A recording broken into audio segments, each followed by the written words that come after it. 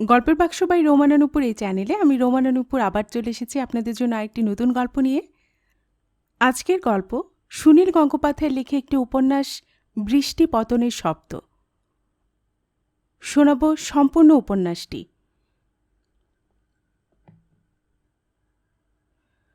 অতীশ আর নীলাঞ্জনার মেয়ের জন্মাবার দিনটার কথা আমার আজও মনে আছে। সে কি নিদারুণ উদ্বেগ আর উৎকণ্ঠা!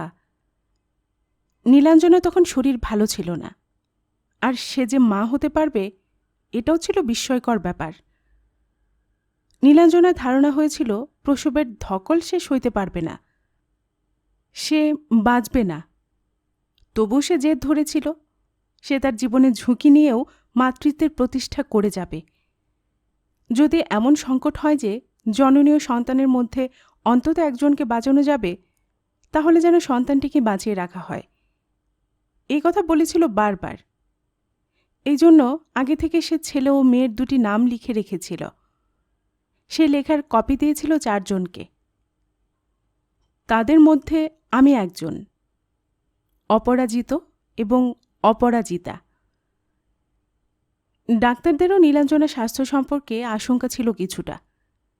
3 মাসের সময় একবার গর্ভপাতের সামান্য ইঙ্গিত দেওয়াতেই নীলাঞ্জনা প্রবল আপত্তি করেছিল তো বটেই, রাগ আর কান্নায় তার শরীর আরও খারাপ হয়ে পড়েছিল। এমনকি ডাক্তারদের উপর সন্দেহ করে সে কোনো ওষুধও খেতে চাইত না। তখন তাকে বুঝিয়ে সুঝিয়ে শান্ত করেন ওর বেলামাসি। বেলামাসিও ডাক্তার, তার উপর নীলাঞ্জনার অগাধ বিশ্বাস। অতীশ তখন বাঁকুড়ার ডিস্ট্রিক্ট ম্যাজিস্ট্রেট। আমিও সেই সময় ওখানকার ক্রিশ্চিয়ান কলেজে পড়েছি কিছুদিন। ছাত্রজীবনে অতীশ আমার থেকে 2 বছরের সিনিয়র ছিল। পরে বন্ধুত্ব হয়ে যায়। আমরা দুজনই শহুরে মানুষ। কলকাতা ছেড়ে বাইরে চাকরি করতে এসে একজন পুরনো বন্ধুকে পেয়ে গেলে দিনযাপন অনেক আকর্ষণীয় হয়ে ওঠে। অতীশের দারুণ দাবা খেলার নেশা। সারাদিনে শত ব্যস্ততা, তবু সন্ধ্যের পর একবার না একবার সে দাবা নিয়ে বসবেই। আমি তার সঙ্গী। ওর তুলনায় আমি কাঁচা খেলোয়াড়। মনোসংযোগের অভাবে মাত হয়ে যেতাম বারবার। আমাকে হারিয়ে অতীশ খুব আনন্দ পেত। শেষের দিকে অবশ্য আমি ওর যোগ্য প্রতিদ্বন্দ্বী হয়ে উঠেছিলাম। অতীশকে অনেকক্ষণ মাথা চুলকোতে হতো। শেষ পর্যন্ত একটা ভুল চাল দিয়ে নিজের চুলের মুঠি চেপে ধরে বলতো, উফ উফ, যেন ওর পেটে যন্ত্রণা হচ্ছে। বরুণার সঙ্গে আমার বিচ্ছেদ হবার পরেই যেন আমার মনোসংযোগ বাড়তে শুরু করে এই খেলায়। কিংবা এই দুয়ের মধ্যে কোনো সম্পর্ক আছে কি না তা জানি না। অতি সাবধানতার জন্য একদিন পেটে সামান্য ব্যথা উঠতেই নীলাঞ্জনাকে ভর্তি করে দেওয়া হলো হাসপাতালে।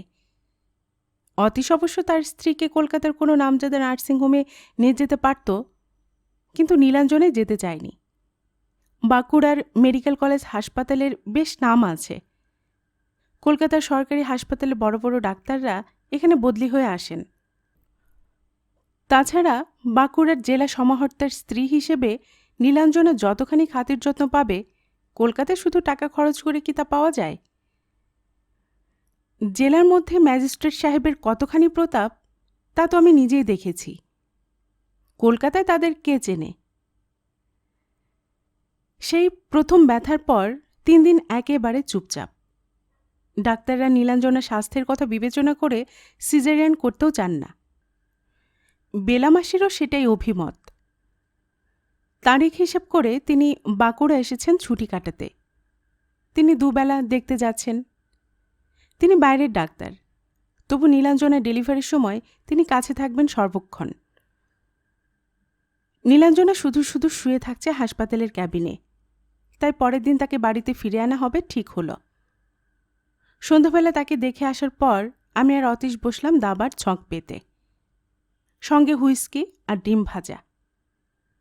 অতীশ কখনো 2 পেগের বেশি খায় না, শুধু স্বাস্থ্যের নিয়ম মানার জন্যই নয়, রাত্রির দিকেও হঠাৎ তার কর্তব্যের আহ্বান আসতে পারে। তাছাড়া মন্ত্রীরাও যখন তখন এসে হাজির হয়। মন্ত্রীদের সামনে দোর্দণ্ড প্রতাপ ম্যাজিস্ট্রেটকেও রামভক্ত হনুমানের মতন 2টি অমূল্য হাত জোর করে থাকতে হয়। আমি অবশ্য তেমন সংযমী নই। অতীশের বোতল আমি অনেকটা শেষ করি। এর মধ্যে আমার যে কিছুটা হ্যাংলামি আছে বুঝতে পারি। এখনকার মতন সে সময় কলেজের মাস্টারদের মাইনেপত্র মোটেই ভালো ছিল না। নিজের পয়সায় ভালো জাতীয় মদ্যপান করার ক্ষমতাও ছিল না। কলেজের মাস্টারদের প্রকাশ্যে মদ্যপান শোভনও নয়, বিশেষত মফস্বলে। তাই অন্য কারো সামনে আমি গেলাস ধরতাম না। শুধু অতীশের কাছে এলেই অনেকটা পান হয়ে যায়। অতীশ ঝুড়ো ঝুড়ো করে ডিম ভাজা খুব পছন্দ করে। খেলার সময় প্লেটের পর প্লেট ডিম ভাজা আসে। আমার আবার ডিম সহ্য হয় না, তবুও খেতে হয়। প্রথম খেলাটায় অতীশ ৪৫ মিনিট আমাকে মাত করল। আগে আধ ঘন্টার বেশি লাগতো না। দ্বিতীয়বারে ছক সাজাতে সাজাতে অতীশ বলল, তুই বোর্ডের চাল বেশি ভালোই শিখেছিস দেখছি। আমি বললাম, তোমাদের ভাই মন্ত্রী আর হাতি ঘোড়া নিয়ে কারবার, আমরা সাধারণ মানুষ, আমরা বোর্ডের দলে। অতীশ হেসে বলল, দাবা খেলার মধ্যে অনেক রূপক আসে। জীবনের অনেক কিছু দাবার ছক দিয়ে ব্যাখ্যা করা যায়। ভগবানও যেন মানুষের জীবন নিয়ে দাবা খেলছেন। আমি বললুম, এটা তুই ভুল বললি। আইনস্টাইনের কথাটা মনে নেই? ঈশ্বর দাবা খেলেন না। অতীশ বলল, সেটা বিশ্ব প্রকৃতির নিয়ম সম্পর্কে, মানুষের জীবন বিষয়ে খাটে না। এই দেখ না, আমাদের ১৪ বছর বিয়ে হয়েছে, এতদিন নীলা কনসিভ করেনি। দুজনে বড় বড় স্পেশালিস্ট ডাক্তার দেখিয়েছি, দুজনেরই সেরকম কোনো খুঁত নেই। তবু বছরের পর বছর, মানে যখন একেবারে আশা ছেড়ে দিয়েছি, ইদানিং ও কথা ভাবতামই না আমরা দুজনে। আমাদের ক্ষোভও মিটে গিয়েছিল। তবু হঠাৎ, একে ভগবানের দয়া ছাড়া আর কি বলা যায় বল? আমি বললাম, এজন্য ভগবানকে টানাটানি না করে এর একটা অত্যন্ত যুক্তিসঙ্গত বিজ্ঞানসম্মত ব্যাখ্যা আছে। তোরা কেন সেটা মানতে চাস না? অতীশ ছিল বিজ্ঞানের ছাত্র, আমি অর্থনীতির। আইএএস পরীক্ষা দেবার আগে অতীশ ফিজিক্সে ফার্স্ট ক্লাস পেয়েছিল। আমি কট্টর নাস্তিক, আর অতীশ কয়েক বছর ধরে ঝুঁকেছে ধর্মের দিকে। এমনকি পুজো আচ্চাও করে। বামুনি ছেলে, আগে পৈতৃতে কিছু ছিল না। বছর চারেক আগে নতুন করে উপবিদ ধারণ করেছে। সম্পূর্ণ প্রসঙ্গ পাল্টে অতীশ জিজ্ঞেস করল, তুই বরুণাকে খুব কষ্ট দিয়েছিস, তাই না? আমার জীবনের এই সম্পূর্ণ ব্যক্তিগত ব্যাপার নিয়ে আলোচনা করতে না চাইলেও খুব ঘনিষ্ঠ বন্ধুদের তো নিষেধ করা যায় না। তাই বললাম, হয়তো কষ্ট দিয়েছি না বুঝে, নিজেও কষ্ট কম পাইনি। মানুষের জীবনের সবচেয়ে বড় ভুল কি জানিস? ভুল বোঝাবুঝি। তবু মানুষ এই ভুল করবেই। যখন সেটা বোঝা যায় তখন আর কিছু করার উপায় থাকে না। দাবার চাল তবু ফেরত নেওয়া যায়, কিন্তু জীবনের ভুল? অতীশ বলল, দেখলি আবার সেই দাবার উপমা। দ্বিতীয় বাজি যখন বেশ জমে উঠেছে, তার মধ্যে লম্বা একটা বিদ্যুতে ঘরটা ঝলমল করে ওঠার পরই বিরাট বজ্র গর্জন, প্রায় কানে তালা লেগে যাবার মতন। একটু পরেই নবীন সেনের কবিতার মতন আবার আমার সেই কামান গর্জন, শোষ ঝড়ের আওয়াজ। বাবুয়া নামের কাজের লোকটি এলো জানলা বন্ধ করতে। পুরনো আমলের ম্যাজিস্ট্রেটের কোয়ার্টার, কতগুলো ঘর আছে তার ঠিক নেই। মে মাসের শেষ, কদিন ধরে প্রচণ্ড গরম চলছে। এই সময় ঝড় বৃষ্টি হবার কথা নয়। মৌসুমি বায়ু এসে আঘাত করবে আরও অন্তত দিন 10 পর। অতীশ বাবুয়াকে জিজ্ঞেস করল, অভি কি করছে রে? ওকে খাইয়ে দিয়েছিস? সঙ্গে সঙ্গে ঘরে ঢুকে এলো অভি। অতীশ নীলাঞ্জনার বড় ছেলে, 3.5 বছর বয়স, হাফ প্যান্ট ও গেঞ্জি পরা, হাতে একটা কাঠের তলোয়ার। অতীশ তাকে দেখে বলল, কিরে, ভয় পেয়েছিস নাকি? আয়, আমার কাছে এসে বস। অভি সে কথা না শুনে বলল, বাবা, বাবা, ইন্দ্রজিতের সঙ্গে লক্ষণের যুদ্ধ লেগেছে, তুমি কার দলে? অতীশ বলল, আমি রামলক্ষণের দলে। অভি তেজের সঙ্গে বলল, আমি রাবণের দলে। অতীশ বলল, তাহলে তো তুই হারবি। অভি বলল, সে তো একবার হেরেছিল, এবারে হারবে না। এ দেখো না, যেমন হঠাৎ এসেছিল তেমনি আবার হাতের তলার ঘোরাতে ঘোরাতে বেরিয়ে গেল। অতীশ আমাকে বলল, দেখলি একটু ভয়ডর নেই। ছোটবেলায় আমি বাজের শব্দে এমন ভয় পেতাম, মায়ের কাছে গিয়ে বসে থাকতাম গুটিসুটি মেরে। আমি বললাম, এমন ঝড় বৃষ্টি শুরু হলো, বাড়ি যাব কী করে? অতীশ ধমক দিয়ে বলল, বস তো, তোরা তো বাড়ি ফেরার ঘটা কিসের? কেউ অপেক্ষা করে বসে আছে? আমার গাড়ি পৌঁছে দেবে, কিংবা রাত্রিটা এখানেই থেকে যাবি। আমার ভাড়া করা ফ্ল্যাটে আর কেউ নেই, এমনকি কাজের লোকটিও রাত্রিরে থাকে না। কিন্তু নিজের বিছানায় না শুলে আমার ঘুম আসতে চায় না। ঝড় বৃষ্টি বেড়েই চলেছে, তারই মধ্যে বেজে উঠল টেলিফোন। একদিকের কথা শুনেই বুঝতে পারা যায় নীলাঞ্জনার খুব ব্যথা শুরু হয়েছে। ডেলিভারির আর দেরি নেই, এক্ষুনি যেতে হবে হাসপাতালে। ফোনটা নামিয়ে রেখে বিহ্বলভাবে আমার দিকে তাকিয়ে অতীশ বলল, শুরু হয়ে গেছে। তারপর ও একটা অদ্ভুত কথা বলল, অনেকটা আপন মনেই, আমরা কি এই দানটা শেষ করে যাব? যার অসুস্থ স্ত্রী বেশি বয়সে প্রথম সন্তানের জন্ম দিতে যাচ্ছে, জরুরি ডাক পেয়েও সে কি দাবার দান শেষ করার কথা চিন্তা করতে পারে? এক্ষুনি লাফিয়ে উঠে বেরিয়ে পড়ার কথা নয়। এটা ঠিক দায়িত্বহীনতা কিংবা খেলার নেশাও নয়। বহু প্রতীক্ষিত মুহূর্ত আসার পর এরকম হতেও পারে। অনিশ্চিত বাস্তবের মুখোমুখি হবার দ্বিধা। আমি ওর বাহুতে চাপড় মেরে বললাম, না, খেলা থাক, যেতে হবে। সঙ্গে সঙ্গে অতীশের শরীরটা স্প্রিংয়ের মতন চঞ্চল হয়ে গেল। দৌড়ে দরজার কাছে গিয়ে ডাক দিল বাবুয়াকে। বাবুয়ার কাছে জানা গেল বেলামাসি আজ হাসপাতালের কাছে এক ডাক্তারের বাড়িতে নেমন্তন্ন রক্ষা করতে গেছেন। নিশ্চয়ই খবর পেয়ে গেছেন এতক্ষণে। অভির খাওয়া হয়ে গেছে, তাকে শুয়ে তার ঘরে বাবুয়াকে রাত্রে থাকতে নির্দেশ দেওয়া হলো। ড্রাইভারকে ডাকারও তর সইল না অতীশের, নিজেই বসল গাড়ির স্টিয়ারিংয়ে। আমাকে পাশে বসিয়ে বিড়বিড় করে বলল, আজই এমন ঝড় বৃষ্টি শুরু হলো। এইসব রাতেই প্রকৃতির অস্তিত্ব প্রবলভাবে টের পাওয়া যায়। বদলে যায় শহর গ্রামের চেহারা। মানুষের তৈরি করা কোনো শব্দের সঙ্গে ঝড় ও বৃষ্টির শব্দের কোনো তুলনা চলে না। আকাশ অদৃশ্য, রাস্তার বাতি নিভে গেছে, উপড়ে পড়েছে কয়েকটা গাছ। তবু বৃষ্টির রাত আমার ভালো লাগে। খুব ভালোবাসি আকাশ থেকে জল নেমে আসার শব্দ। একটা গাছ পড়েছে বড় রাস্তায় আড়াআড়ি, গাড়ি যেতে পারবে না। ভূত দেখার মতন মুখ করে আমার দিকে ফিরে অতীশ বলল, অংশু, এখন কি হবে? মাঝে মাঝে প্রকৃতির এরকম বিপর্যয় অস্বাভাবিক কিছু নয়, কিন্তু ধর্ম সচেতন অতীশ যেন এর মধ্যে দেখতে পাচ্ছে দৈবের কোনো অশুভ ইঙ্গিত। নীলাঞ্জনা বাঁচবে তো? সেজন্যে তার মুখখানা অমন পাংশু হয়ে গেছে।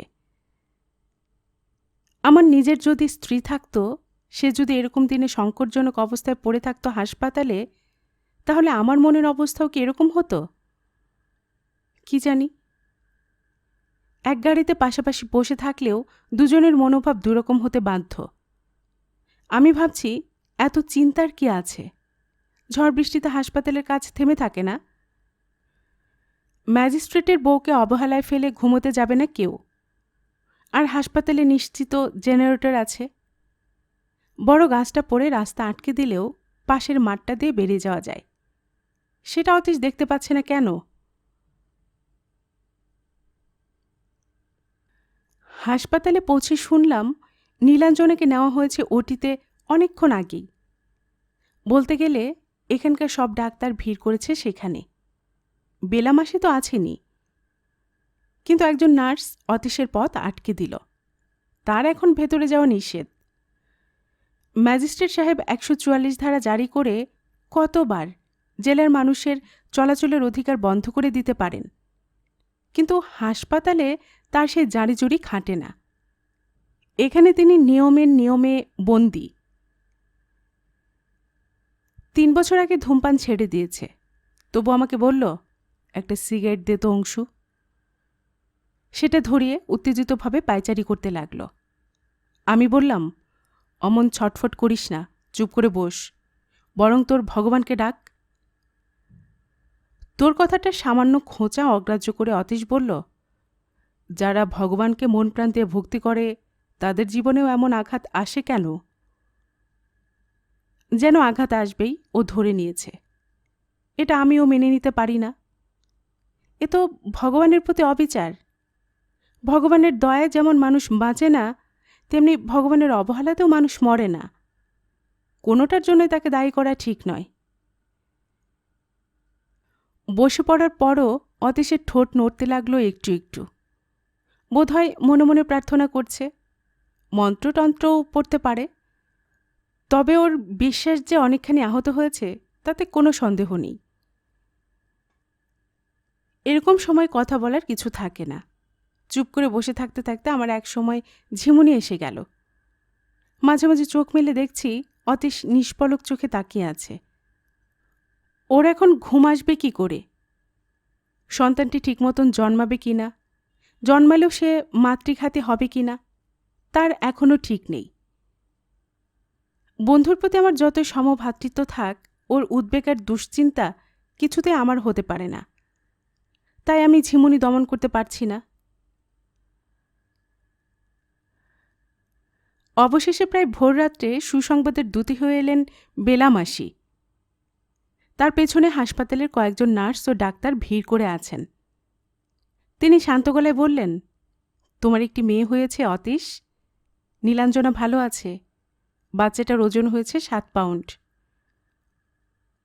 অতীশ প্রথমে উঠে গিয়ে প্রণাম করল বেলা মাসিকে পায়ে হাত দিয়ে, তারপর 2 হাত জোর করে কপালে ঠেকাল। এসব খুঁটিনাটি আমার নজর এড়ায় না। আগে মানুষকে প্রণাম করে তারপর অতীশ প্রণাম জানালো ভগবানকে। এই সময় রসশাস্ত্রের একটি উদাহরণ মনে পড়ল আমার। খুব সম্ভবত আনন্দবর্ধনের রচনায় আছে। এক জায়গায় কয়েকজন বন্ধু ও প্রতিবেশী বসে গল্প করছে।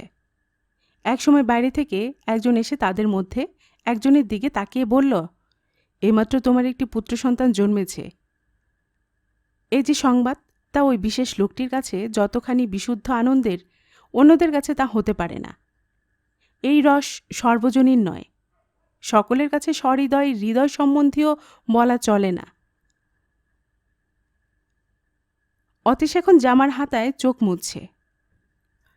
নীলাঞ্জন ও নবজাতিকে দুজনে ভালো আছে শুনে আমার অবশ্য খুব আনন্দ হয়েছে, কিন্তু আমার চোখে জল আসবে না।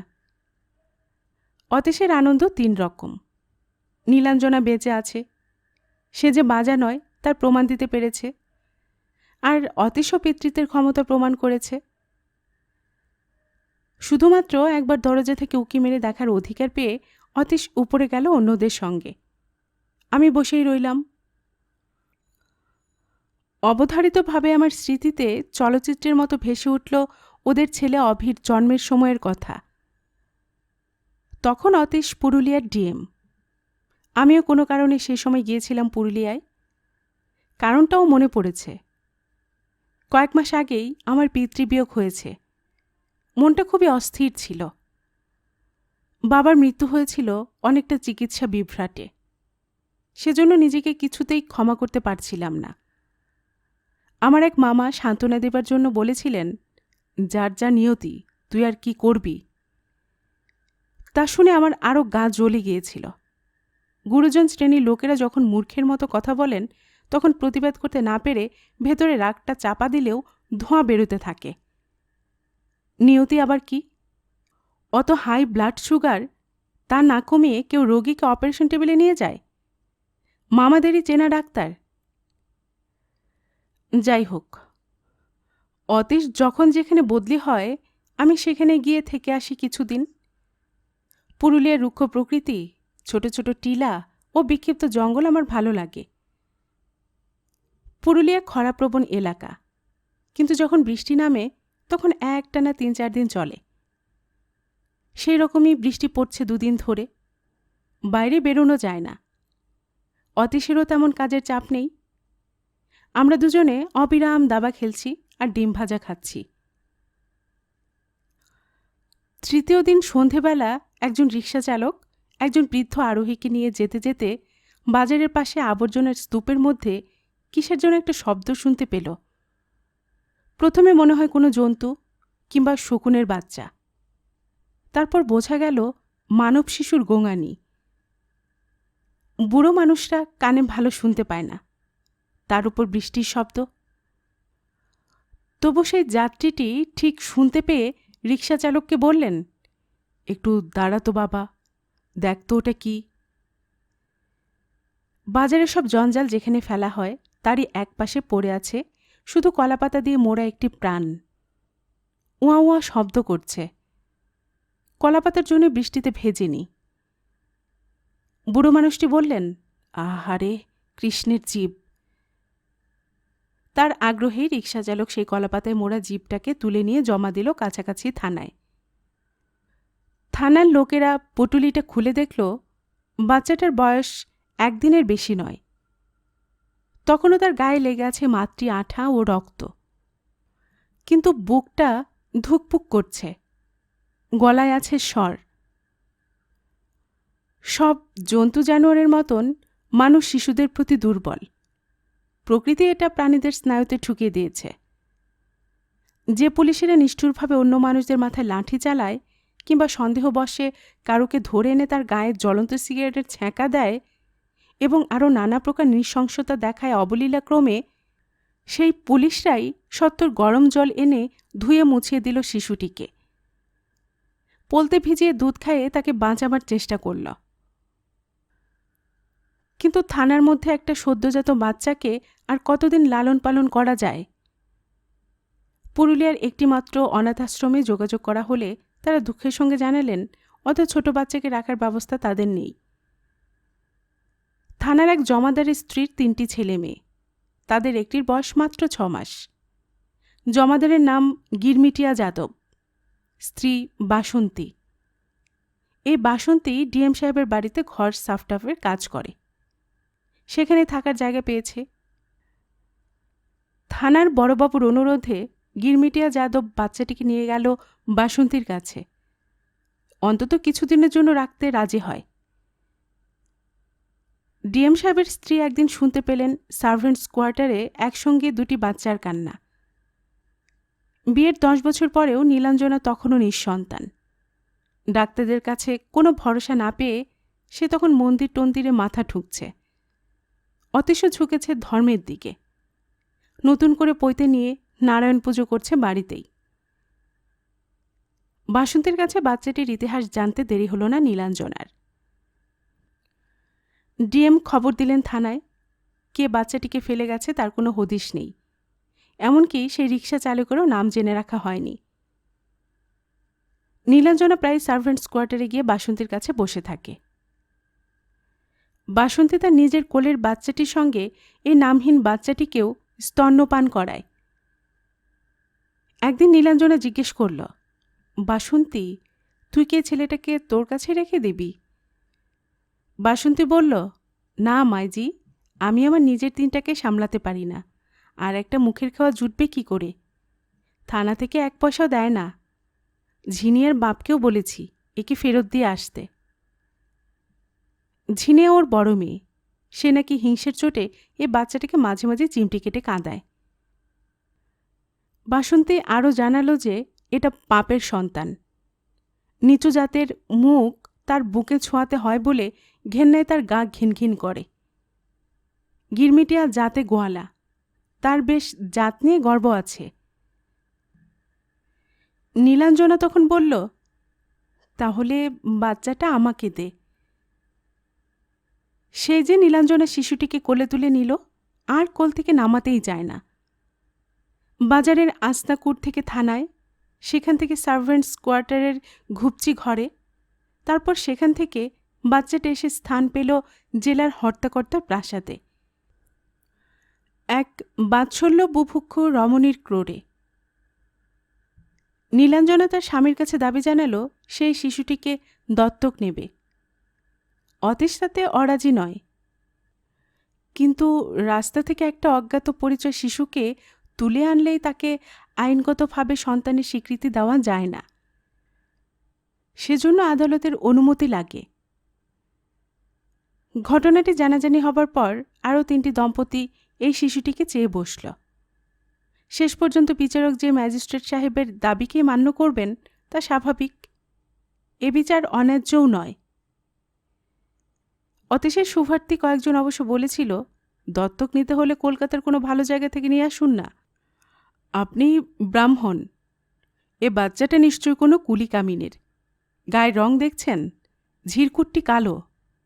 বড় হলে দেখবেন কিছুতেই লেখাপড়া মাথায় ঢুকবে না, বধ হবে, তখন কত অসুবিধায় পড়বেন। অতীশ একটু দুর্বল হলেও নীলাঞ্জনা এইসব কিছুই মানতে চায়নি। সে বলল, কালো হলে কি হয়, মুখখানা দেখো, ঠিক কেষ্ট ঠাকুরের মতন, টানা টানা চোখ আর নাক। শ্রীকৃষ্ণ কি ব্রাহ্মণ ছিলেন? আমি এইসব ঘটনারই নীরব দর্শক। শুধু আদালতে যখন বিষয়টি ওঠে তখন বাচ্চাটির একটি নাম ঠিক করার প্রশ্ন উঠেছিল। নথিপত্রে একটা নাম রাখতে হবে তো। তখন আমি অতীশকে বলেছিলাম, ওর নাম রাখ সত্যকাম। এই নামের তাৎপর্য তখনই বোধহয় খেয়াল করেনি অতীশ। সে বলল, না রে, আমি আগেই ঠিক করে রেখেছি, নাম হবে অ দিয়ে, অভিনব, অভিনব বন্দ্যোপাধ্যায়। শুনতে ভালো না? সবাই তাকে অভি বলেই ডাকে। অতি দুরন্ত ছটফটে ছেলে হয়েছে সে।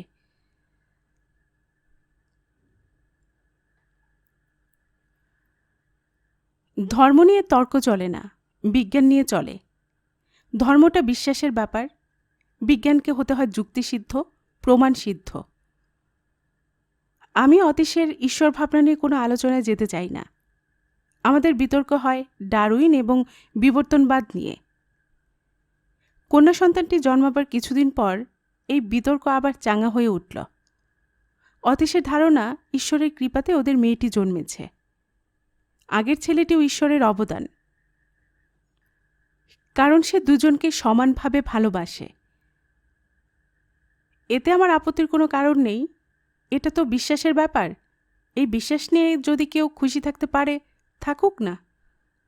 কিন্তু এরপরেও অনেক কাঠি ওপরে গিয়ে যখন সে বলে সমস্ত মানুষই ঈশ্বরের সৃষ্টি, তখন আমার হাসি পায়।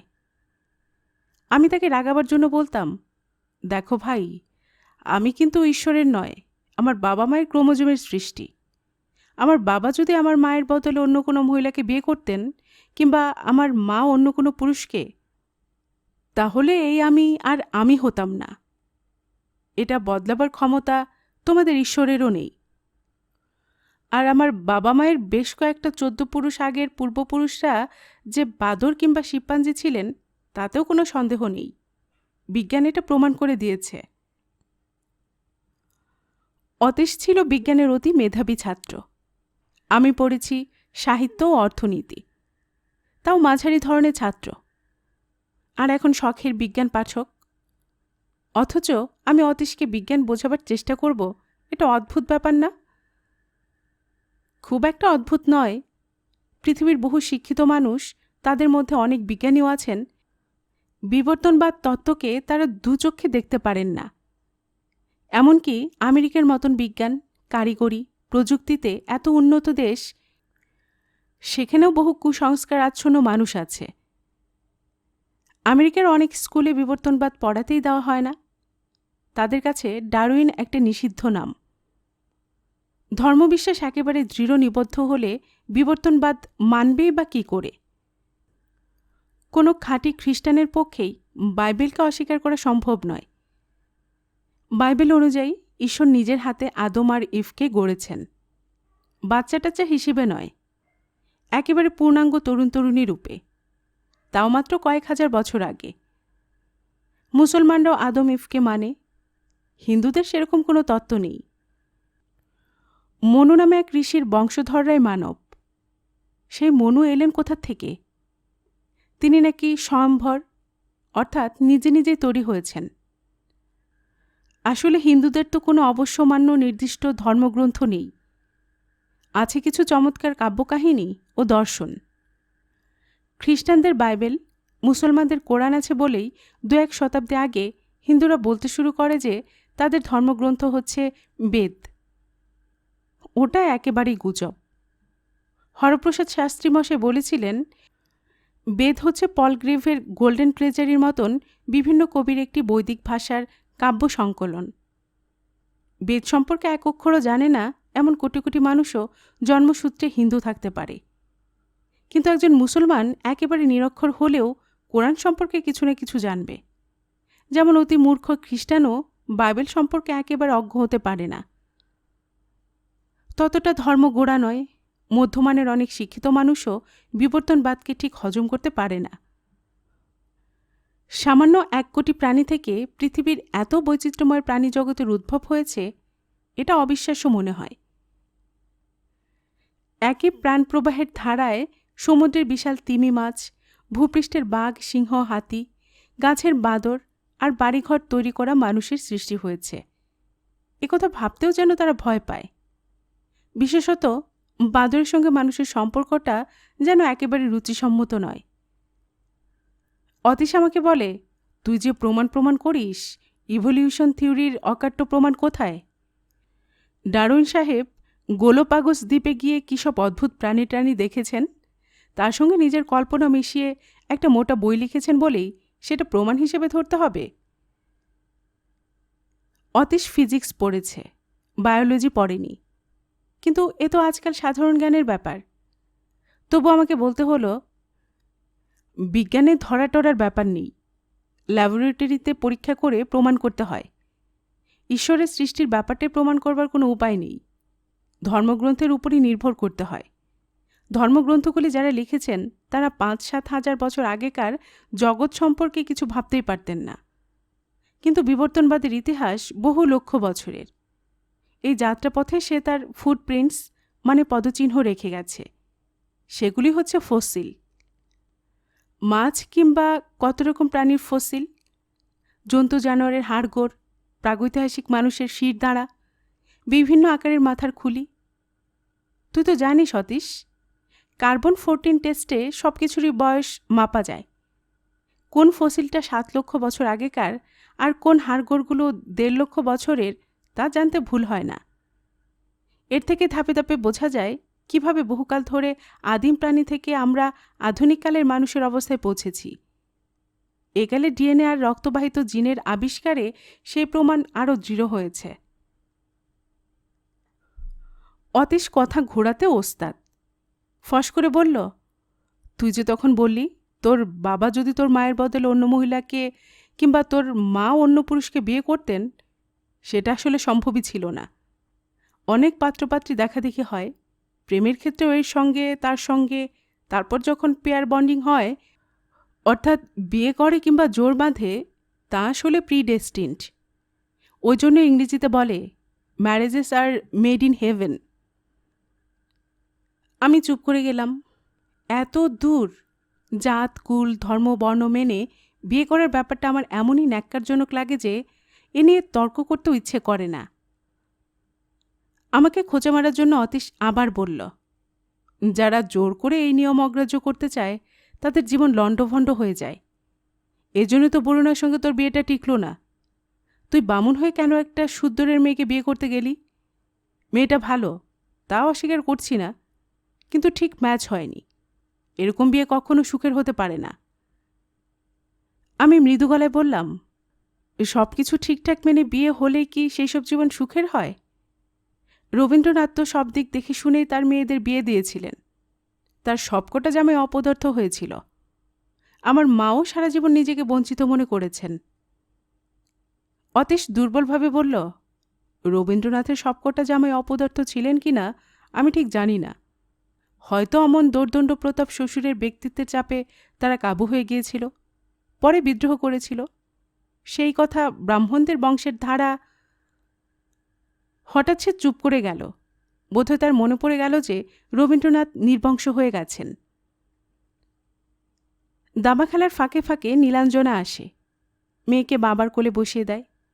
অভি এসে ছোটাছুটি করে যায়। অভি এই ঘর থেকে বেরিয়ে গেলেই কিছু না কিছু ভাঙার শব্দ হবেই। কত কিছু যে ভাঙে সে তার ঠিক নেই। একবার সে বাবার কোলে ছোট বোনকে দেখে নিজেও জোর করে সেখানে বসতে চায়, কিন্তু বেশিক্ষণ বসে না, একটু পরে ছটফটিয়ে উঠে যায়।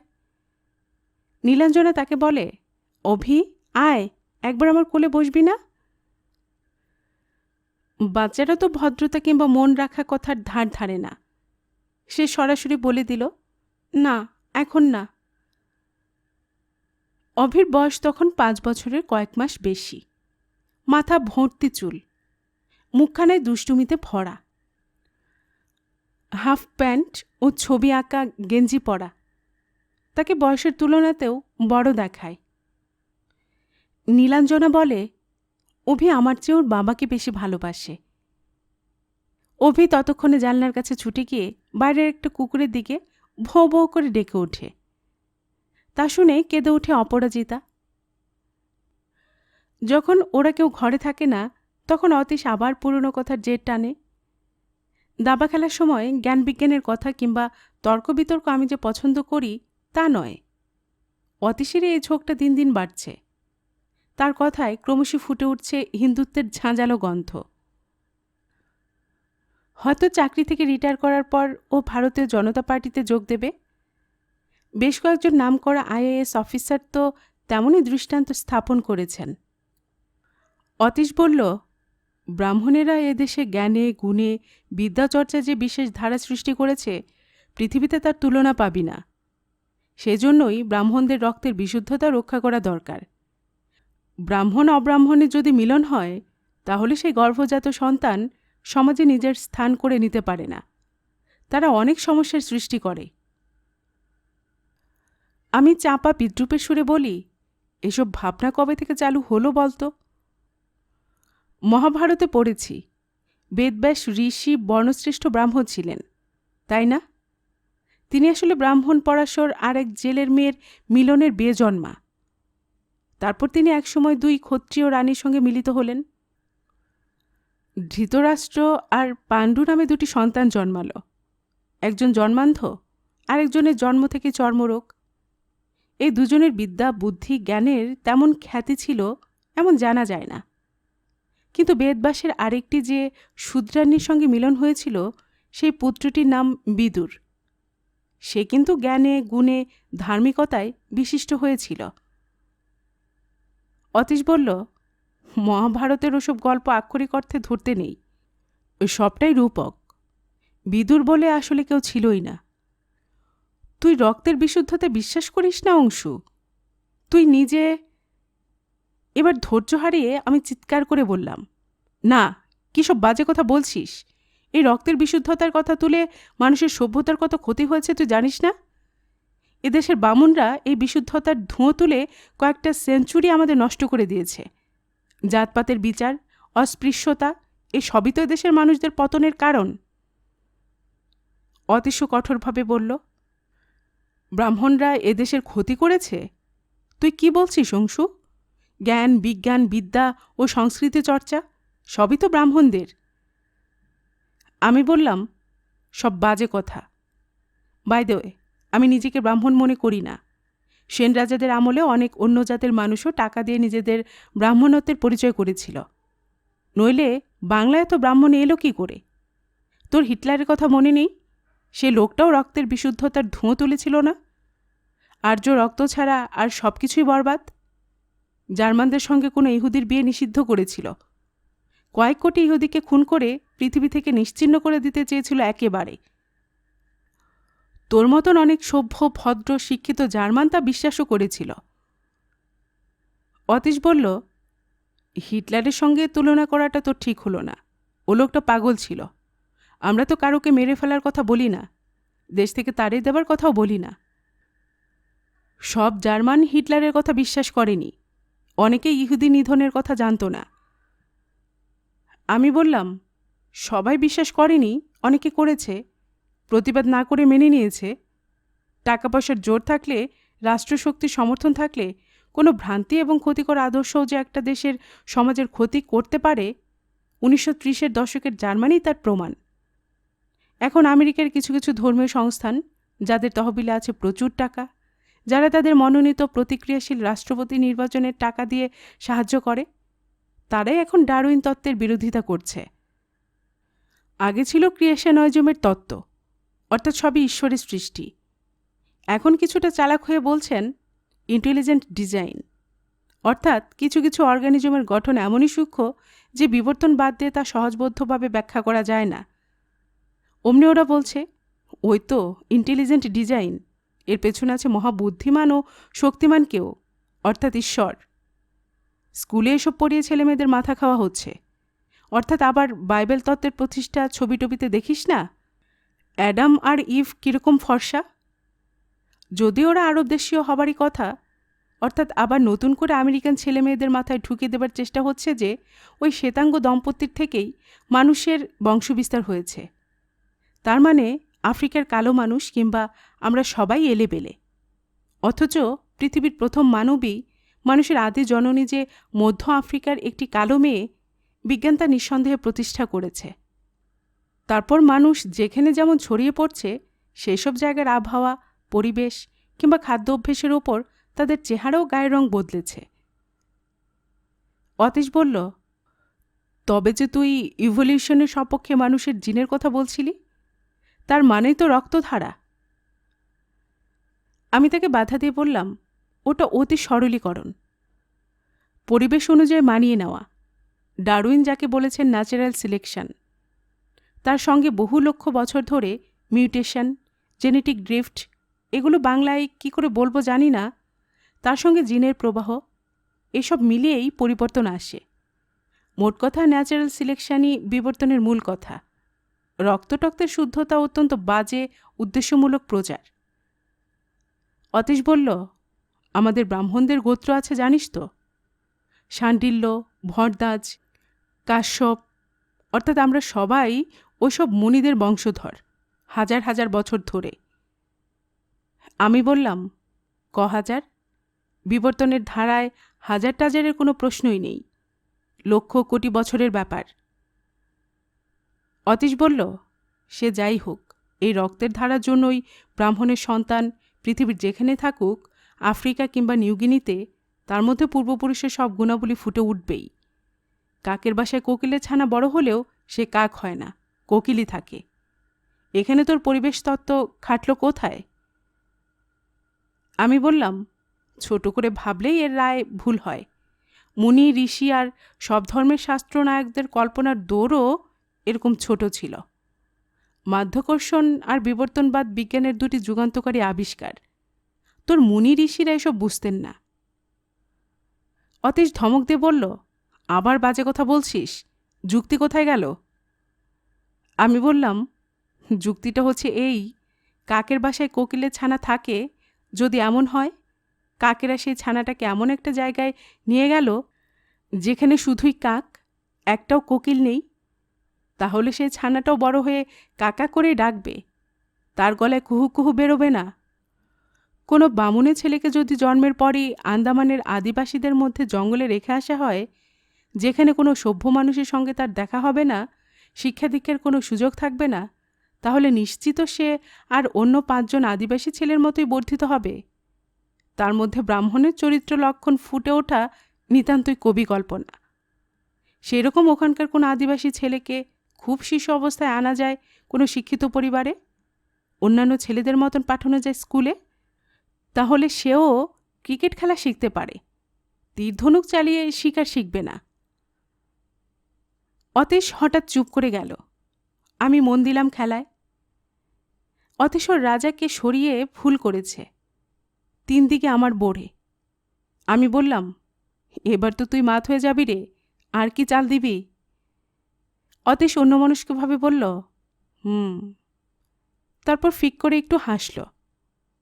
তখনই আমার সন্দেহ হলো, এই যে দিনের পর দিন বিবর্তনবাদ নিয়ে কচকচি, আমাকে খুঁচিয়ে তোলা, রাগানো, এর নিশ্চয়ই অন্য কোনো উদ্দেশ্য আছে। বুদ্ধিমান, শিক্ষিত মানুষ, এসব কি সে একেবারেই বোঝে না বা জানে না, কিংবা আমার মুখ দিয়েই শুনতে চায়? ওর মনের মধ্যে একটা দোলাচল চলছে। নতুন করে আঁকড়ে ধরেছে ধর্মকে। মনের মধ্যে গেঁথে গেছে অনেক সংস্কার। রক্তের ধারাটারা সেই সংস্কারেরই অন্তর্গত। আবার যে ছেলেটিকে সে দত্তক নিয়েছে সে অজ্ঞাত কুলশীল, তার রক্তের কোনো ঠিক নেই। অতি দরিদ্র কোনো কামিনের সন্তান হয় স্বাভাবিক, কারণ তারা গর্ভপাতের খরচও জোটাতে পারে না। ও হতে পারে কোনো ধর্ষণের ফসল। অতীশ তাকে অতিরিক্ত স্নেহ দিয়ে ঘিরে রেখেছে, নিজের মেয়ের সঙ্গে একটুও তফাত করেনি। তবু সম্ভবত তার মনে আশঙ্কা আছে বড় হয়ে এ ছেলে কি মূর্তি ধরবে। ধর্মীয় দুর্বলতার জন্য সে নিজেই আশঙ্কা দূর করতে পারছে না। আবার আমার মুখের সম্পূর্ণ বিরুদ্ধ কথা শুনতে আশ্বস্ত হতে চায়। বাইরে শোনা যাচ্ছে অভির ঋণঋণে গলা। কাকে যেন সে বলছে তার সঙ্গে বল খেলতে। তারপরেই বাগানের মালি চেঁচিয়ে উঠল, এই এই এই দিল দিল দিল সব দোপাটি গাছগুলো শেষ করে। ও মাইজি, দেখুন এসে। নীলাঞ্জনা ওপরে বারান্দা থেকে জিজ্ঞেস করল, কি হয়েছে? মালি বলল, খোকাবাবু বাগানে কাঁচা মাটিতে দৌড়াচ্ছে, সবে ফুল এসেছে, এরকম করলে কি বাগান থাকে? নীলাঞ্জনা বলল, ঠিক আছে, একটুখানি বেড়া দিয়ে নাও না কেন, ওই বা খেলবে কোথায়? অভি, এসো, ওপরে এসো, দুধ খাবে। অভি বলল, না, এখন যাব না, দুধ খাবো না, আমি খেলছি। অতীশ দাবার পোট ছেড়ে জানলার কাছে দাঁড়ালো। তাকে দেখে অভি বলে উঠল, দেখো না বাবা, আমাকে কেউ বল দিচ্ছে না। অতীশ বলল, দাঁড়া, আমি আসছি, আমি খেলবো তোর সঙ্গে।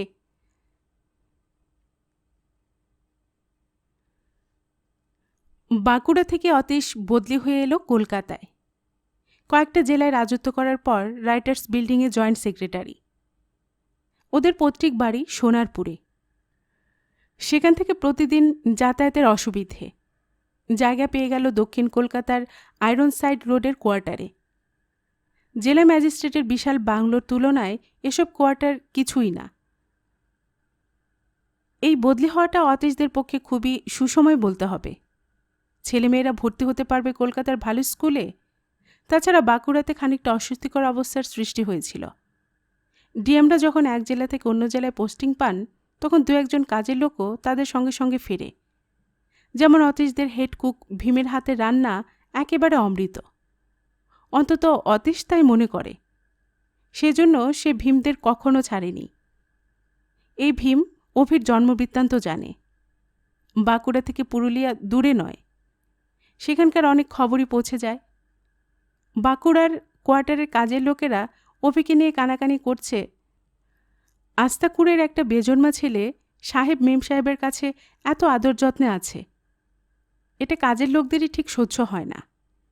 তাদের কাছে মনে হয় এটা অনাচার। কারণে অকারণে তারা অভির নামে নালিশ করত মনিবদের কাছে। একটু আড়াল পেলেই তারা খারাপ ব্যবহার করেছে অভির সঙ্গে। অতীশ আর নীলাঞ্জনা দুজনে এটা বুঝতে পেরেছিল। কিন্তু কাজের লোকদের সবসময় বকাবকি করা যায় না, সবসময় চোখে চোখেও রাখা যায় না। তাই ভীমকে আর কলকাতায় আনা হয়নি। সে ছুটি পেয়ে চলে গেছে বালেশ্বরে। কয়েকদিনের মধ্যেই নীলাঞ্জনা আয়রনসাইড রোডের ফ্ল্যাট গুছিয়ে ফেলল। এখানেও তো কাজের লোকের সুবিধে নেই, নিজেকে অনেক কিছু করতে হবে। এই সময় তার শরীরটাও বেশ ভালো যাচ্ছে। নীলাঞ্জনা চিপচিপে তন্নি, রংটা একটু চাপা, ফর্সাও নয়, কৃষ্ণাও নয়, শ্যামা যাকে বলে। তার স্বাস্থ্যটা ডেলিকেট।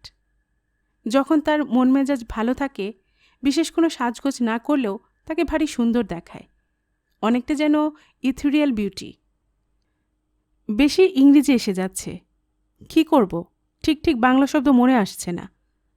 মুখটা ভাষা ভাষা, প্রায় মনে হয় সে যেন বাস্তব জগতে নেই। তবে মাঝে কয়েক মাস অন্তর তার কী যে হয়, মুখটা বিষাদাচ্ছন্ন, কথা বলতেই চায় না। একসময় তাকে শয্যা নিতে হয়, আবার কয়েক মাস পরে সে যেন ঘুম থেকে জেগে উঠে নতুন জীবন শুরু করে। যখন মনে হয়েছিল এই দম্পতির সন্তান সম্ভাবনা নেই, তখন নীলাঞ্জনা প্রায় অসুস্থ হয়ে পড়ত। বর্গভীমার মন্দিরে পুজো দিতে গিয়ে সে অজ্ঞান হয়ে পড়েছিল একবার। অভিকে দত্তক নেবার পর তার আশ্চর্য পরিবর্তন ঘটে। নীলাঞ্জনাকে এমন চাঙ্গা অবস্থায় আমি আগে আর দেখিনি। বাচ্চার সব কিছু, এমনকি গুমুট পরিষ্কার পর্যন্ত সে করত নিজের হাতে। তাকে ঘুম পাড়াতো গান শুনিয়ে। অভির কারণে যে নীলাঞ্জনার নিজের গর্ভে সন্তান আসে, তাতে কোনো সন্দেহ নেই।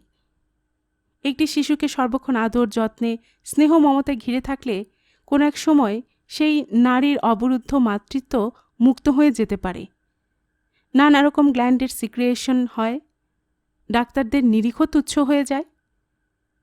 এক সন্তান দত্তক নেবার পরেই কোনো কোনো রমণীর গর্ভবতী হয়ে পড়ার মতন ঘটনা অনেক ঘটেছে।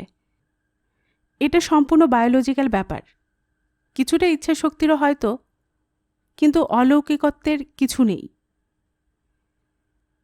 মেয়ের জন্মের আগে যে নীলাঞ্জনার জীবন সংশয় হয়েছিল, তার কারণ অন্য। 4-5 মাসের অবস্থায় হঠাৎ ধরা পড়েছিল যে সে সাংঘাতিক রক্তস্বল্পতায় ভুগছে। তার উপর তার জীবনরস খানিকটা শুষে নিচ্ছে তার গর্ভের ভ্রূণ। যাই হোক, শেষ পর্যন্ত মেয়েটি মাতৃঘাতিনী হয়নি। অভির মতন অপরাজিতা ছটফটে স্বভাবেরও নয়। আর অতীশ বা নীলাঞ্জনা কেউই ফর্সা না হলেও মেয়েটা হয়েছে গৌরবর্ণা। নীলাঞ্জনার মায়ের গাত্রবর্ণ নাকি ছিল অপ্সরাদের মতন। এটাই জিনের খেলা। কোথাও কোথাও 1-2 প্রজন্ম ডিঙিয়ে আসে। কোথায় যেন পড়েছিলাম, a child may be born in his grandmother's womb. ওরকম গায়ের রঙের জন্য অপরাজিতার ডাকনাম পরি।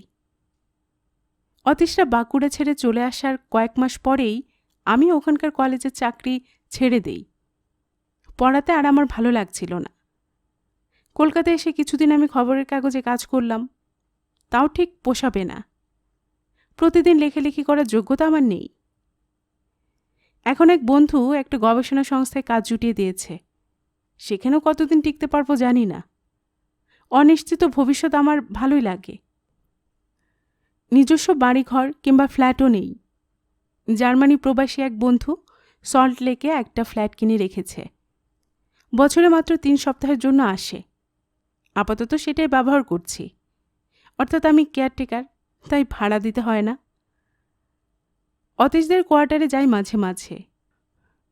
ওদের ছেলেমেয়েদের সঙ্গে আমার তেমন ভাব হয়নি। বাচ্চাদের সঙ্গে আমি ঠিক সহজভাবে মিশতে পারি না। তাদের কোলে বসে আদর করা কিংবা গাল টিপে দেওয়া আমার ধাতে নেই। আমাকে ওরা পছন্দ করছে কিনা এই ভেবেই সন্তর্পণে থাকি। তবে এ দুটিতে কীরকমভাবে বেড়ে উঠছে, দুজনের স্বভাব চরিত্রে তেমন তফাৎ হয় কিনা তা জানার আমার খুবই কৌতূহল আছে। তাই অলক্ষ্যে থেকে আমি দুজনকে লক্ষ্য করি। ছোট বোনটি বাড়িতে আসার পর প্রথম প্রথম অভি তার ধারে কাছে আসতে চাইত না। যেন বুঝতেই পারত না ওইটুকু একটা প্রাণী কি করে এলো। তারপর তার বাপ মায়ের স্নেহে ভাগ বসাচ্ছে দেখে সে হিংসুটেপনা করল কিছুদিন। দুজনের 3.5 বছরের বয়সের তফাৎ। অভি এখন সদ্য 6 বছর পেরিয়েছে। এতদিন নাকি সে তার কোনো খেলনায় পরীকে হাত দিতেই দিত না। এখন নাকি একটু একটু দিচ্ছে। কিন্তু অভি আর একটু বড় হলেই খেলার সঙ্গে অন্য ছেলেদের পেয়ে যাবে। তখন ছোট বোনের সঙ্গে তার ব্যবহার কীরকম হবে সেটাই দেখার বিষয়। একদিন সন্ধ্যাবেলা ওদের বাড়িতে বসে চা খাচ্ছি। অতীশ বাড়ি ফেরেনি। গল্প হচ্ছে নীলাঞ্জনার সঙ্গে। বেশি বয়সে সন্তান হলে বাবা মায়েরা অন্যদের কাছে প্রায় সর্বক্ষণ ছেলেমেয়েদের সম্পর্কে কথা বলে। এটা বাঙালি, অবাঙালি, সাহেব মেম, সোমের একই রকম স্বভাব। এখানেও রসের প্রশ্ন আছে। নিজের ছেলেমেয়েরা নানা রকম দুষ্টুমি বা প্রত্যুৎপন্ন মতিত্ব, এসব নিত্য দেখে শুনে বাবা মায়েরা পুলকিত হতে পারে। কিন্তু অন্যদের কেন তা বারবার শুনতে ভালো লাগবে? এসব শুনতে শুনতে অতিথিরা একসময়ে গোপনে হাই তুলে, তারপর বলে, এবার চলি ভাই। আমার কিন্তু খারাপ লাগে না। আমি খুঁটিয়ে খুঁটিয়ে সব শুনি। অতীশ আর নীলাঞ্জনা হয়তো ভাবে ওদের ছেলেমেয়েদের আমি ভালোবাসি। ঠিক তা নয়। এটা যেন আমার গবেষণা, রক্তের ধারা বনাম পরিবেশ। এর মধ্যে আমি যে পরিবেশের প্রভাবের পক্ষপাতী। ওর ছেলের উপর সেই প্রভাব কতখানি পড়ে সেটাই তো পরিবেশ। নাগালের অনেক উঁচুতে দরজার ছিটকিনি খুলে ফেলার কত রকম উদ্ভাবনী শক্তি অভির সেই গল্প করছিল নীলাঞ্জনা। হঠাৎ থেমে গিয়ে জিজ্ঞেস করল, অংশুদা, তুমি আর বিয়ে করবে না? তোমার নিজের ছেলে মেয়ে হোক, তুমি তা চাও না? সহসা উত্তর দেওয়া সম্ভব হলো না আমার পক্ষে। বরুণার সঙ্গে আমার বিবাহ বিচ্ছেদের পর জীবনটা সরল হবার বদলে বরং আরও জটিল হয়ে উঠেছে। আমাদের দুজনের ভালোবাসার সম্পর্কের মধ্যে কোনো খাঁজ ছিল না। বরুণা যখন ইংরেজিতে এমএ পড়ছে, আমি তখন পিএইচডি করছি অর্থনীতিতে। পরিচয় হবার পর পরস্পর আকৃষ্ট হয়ে নিজেদের অনেক রকমভাবে যাচাই করে নিয়ে দুজনেরই পারিবারিক সম্মতি বা আপত্তির তোয়াক্কা না করে বিয়ে করেছিলাম আমরা। পিএইচডি শেষ না করেই আমাকে চাকরি নিতে হলো। 1 বছরের মধ্যে বরুণাও কাজ পেয়ে গেল বাঁকুড়ার একটি ভালো স্কুলে। অতীশটা তখনও ওখানে আসেনি। বরুণার সঙ্গে আমার ভালোবাসা ছাড়াও রুচির খুব মিল ছিল। ও খুব একটা সংসারী ছিল না, টাকা পয়সা নিয়ে মাথা ঘামাতো না, শরীরের ব্যাপারটা খুব পছন্দ করত। আবার রাত্রির বেলা ঘণ্টার পর ঘণ্টা জেগে গল্প করতে ওর ক্লান্তি ছিল না। গভীর রাতে সমস্ত বাঁকুড়া যখন ঘুমন্ত, আমরা দুজনে উলঙ্গ অবস্থায় ছাদে বসে চাঁদের আলো গায়ে মাখতাম। মধু যামিনী যাকে বলে। বরুণা মুখস্থ শোনাত প্রচুর ইংরেজি কবিতা। তবু বিয়েটা আকস্মাৎ ভেঙে গেল কেন? নিজের থেকে খানিকটা দূরত্ব সৃষ্টি করে আমি নির্লিপ্তভাবে ভেবে দেখার চেষ্টা করে বুঝেছি দোষটা আমারই। সে সময় আমার খুব সত্যি কথা বলার ঝোঁক ছিল। সত্য সবসময় অবশ্যই ভালো, কিন্তু তা নিয়ে বড়াই করাও ঠিক নয়। যতদূর সম্ভব মিথ্যে কথা না বলাই উচিত। তবে অযাচিতভাবে সবকিছু প্রকাশ না করে কিছু কিছু ব্যাপার গোপন রাখাই যুক্তিসঙ্গত। স্বামী স্ত্রীর মধ্যেও কিছু কিছু গোপনীয়তা থাকে, নইলে একঘেয়েমি এসে যেতে পারে। আমি সে সময় তা বুঝিনি। শহরের এক প্রান্তে আমরা একটি ছোট্ট বাড়ি ভাড়া নিয়েছিলাম। 2টি মাত্র ঘর ও একটি বারান্দা। উপরি পাওনা হিসেবে একটি দেয়াল ঘেরা বাগান, তার সামনে গেট। আমাদের পক্ষে আদর্শ। কলেজের চাকরিতে মাইনে কম ছিল। উপার্জন বাড়াবার জন্য আমি বাড়িতে কয়েকটি ছেলেমেয়েকে পড়াতাম। কখনো একগাদা ছাত্রছাত্রী নিতাম না, 3টির বেশি কিছুতেই না। প্রাইভেট টিউটর যদি মাইনে বেশি নেয় আর ছাত্রছাত্রীকে প্রত্যাখ্যান করে, তবে সে শিক্ষকের মান বাড়ে। সেই হিসেবে আমারও নাম ও মান বেড়েছিল। সেই সামান্য ঘটনাটা ঘটল একদিন বিকেলবেলা। আমার চোখে সামান্য, বরুণার চোখে নয়। 2টি ছাত্র ও একটি ছাত্রী। অর্থনীতির মতো নিরস বিষয় পড়াতে হয় 2 ঘণ্টা ধরে। সেটা শেষ দিন। গরমের ছুটিতে এই 3 জনই হোস্টেল ছেড়ে যে যার দেশের বাড়িতে চলে যাবে। তারপরে পরীক্ষা। এই ব্যাচ আর আমার কাছে আসবে না। ছেলে দুটিকে বাস ধরতে হবে বলে ওরা আগে চলে গেল। মেয়েটি আরও একটা প্রশ্নের উত্তর লিখিয়ে নিতে চায়। বছর 19 বয়স, ফুটফুটে চেহারার মেয়েটি কারণে অকারণে হাসে। হাসিতে যে মানুষের মুখখানা অনেক সুন্দর হয়ে যায় তা অনেক মানুষই মনে রাখে না। মেয়েটি কাল চলে যাবে। সম্ভবত ওর সঙ্গে আমার আর কোনোদিনই দেখা হবে না। ও খাতায় লিখছে এক মনে। মাথা ভর্তি কোকড়া চুল। এমন চুল বিশেষ দেখা যায় না। হঠাৎ আমার ইচ্ছে হলো ওকে একটু আদর করি। কেন ইচ্ছে হলো তার কোনো ব্যাখ্যা নেই। ইচ্ছে হলো ঠিকই। এর আগেও 2-1 দিন ও আমার কাছে একা থেকেছে, তখন এমন ইচ্ছে হয়নি। ছাত্রীদের আদর টাদর করা যে বিপজ্জনক তা কি আমি জানি না? হয়তো শেষ দিন বলেই, তাও কোনো রকম ব্যভিচার, বেশি বেশি শরীর ছোঁয়াছুঁই এসবও মনে আসেনি। আমি ওকে জিজ্ঞেস করলাম, পল্লবী, তুমি কি মাথায় কোনো গন্ধ তেল মাখো? মুখ তুলে মাথা ঝাঁকিয়েও বলল, মোটেই না। তেল আবার কেউ মাখে নাকি? আমি রোজ শ্যাম্পু করি, নইলে চুল আঁচড়াতেই পারি না। আমি বললাম, তোমার চুলে খুব সুন্দর গন্ধ আছে। পল্লবী বলল, গন্ধ আবার কি থাকবে, আমি তো পারফিউমও ব্যবহার করি না। আমি জিজ্ঞেস করলাম, একটু তোমার চুল শুকে দেখব? আমাদের দুজনের চেয়ারের মধ্যে খানিকটা দূরত্ব আছে। আমাকে উঠতে হলো না। পল্লবী সাবলীলভাবে এসে বলল, দেখুন না। ও মাথাটা ঝুঁকিয়ে আনল। আমি ওর কাঁধে হাত দিয়ে চুলে নাক ডোবালাম। বরুণা বাড়িতে ছিল না। ক্যাচ করে একটা শব্দ হলো। ঘর থেকে বাগানের গেটটা দেখা যায়।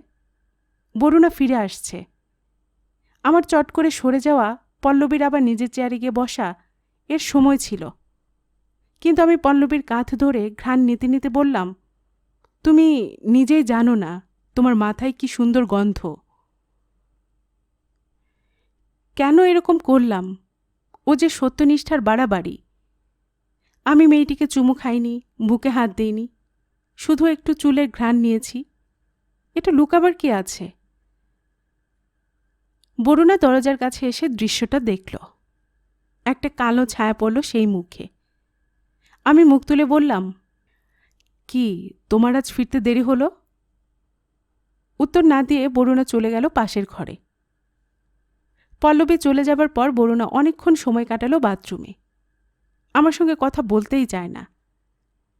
একসময় ওর হাত ধরে জিজ্ঞেস করলাম, শোনো, তুমি কি দেখেছ আর কি ভেবেছ জানি না, আমি কিন্তু মেয়েটির সঙ্গে কোনো অসভ্যতা করিনি।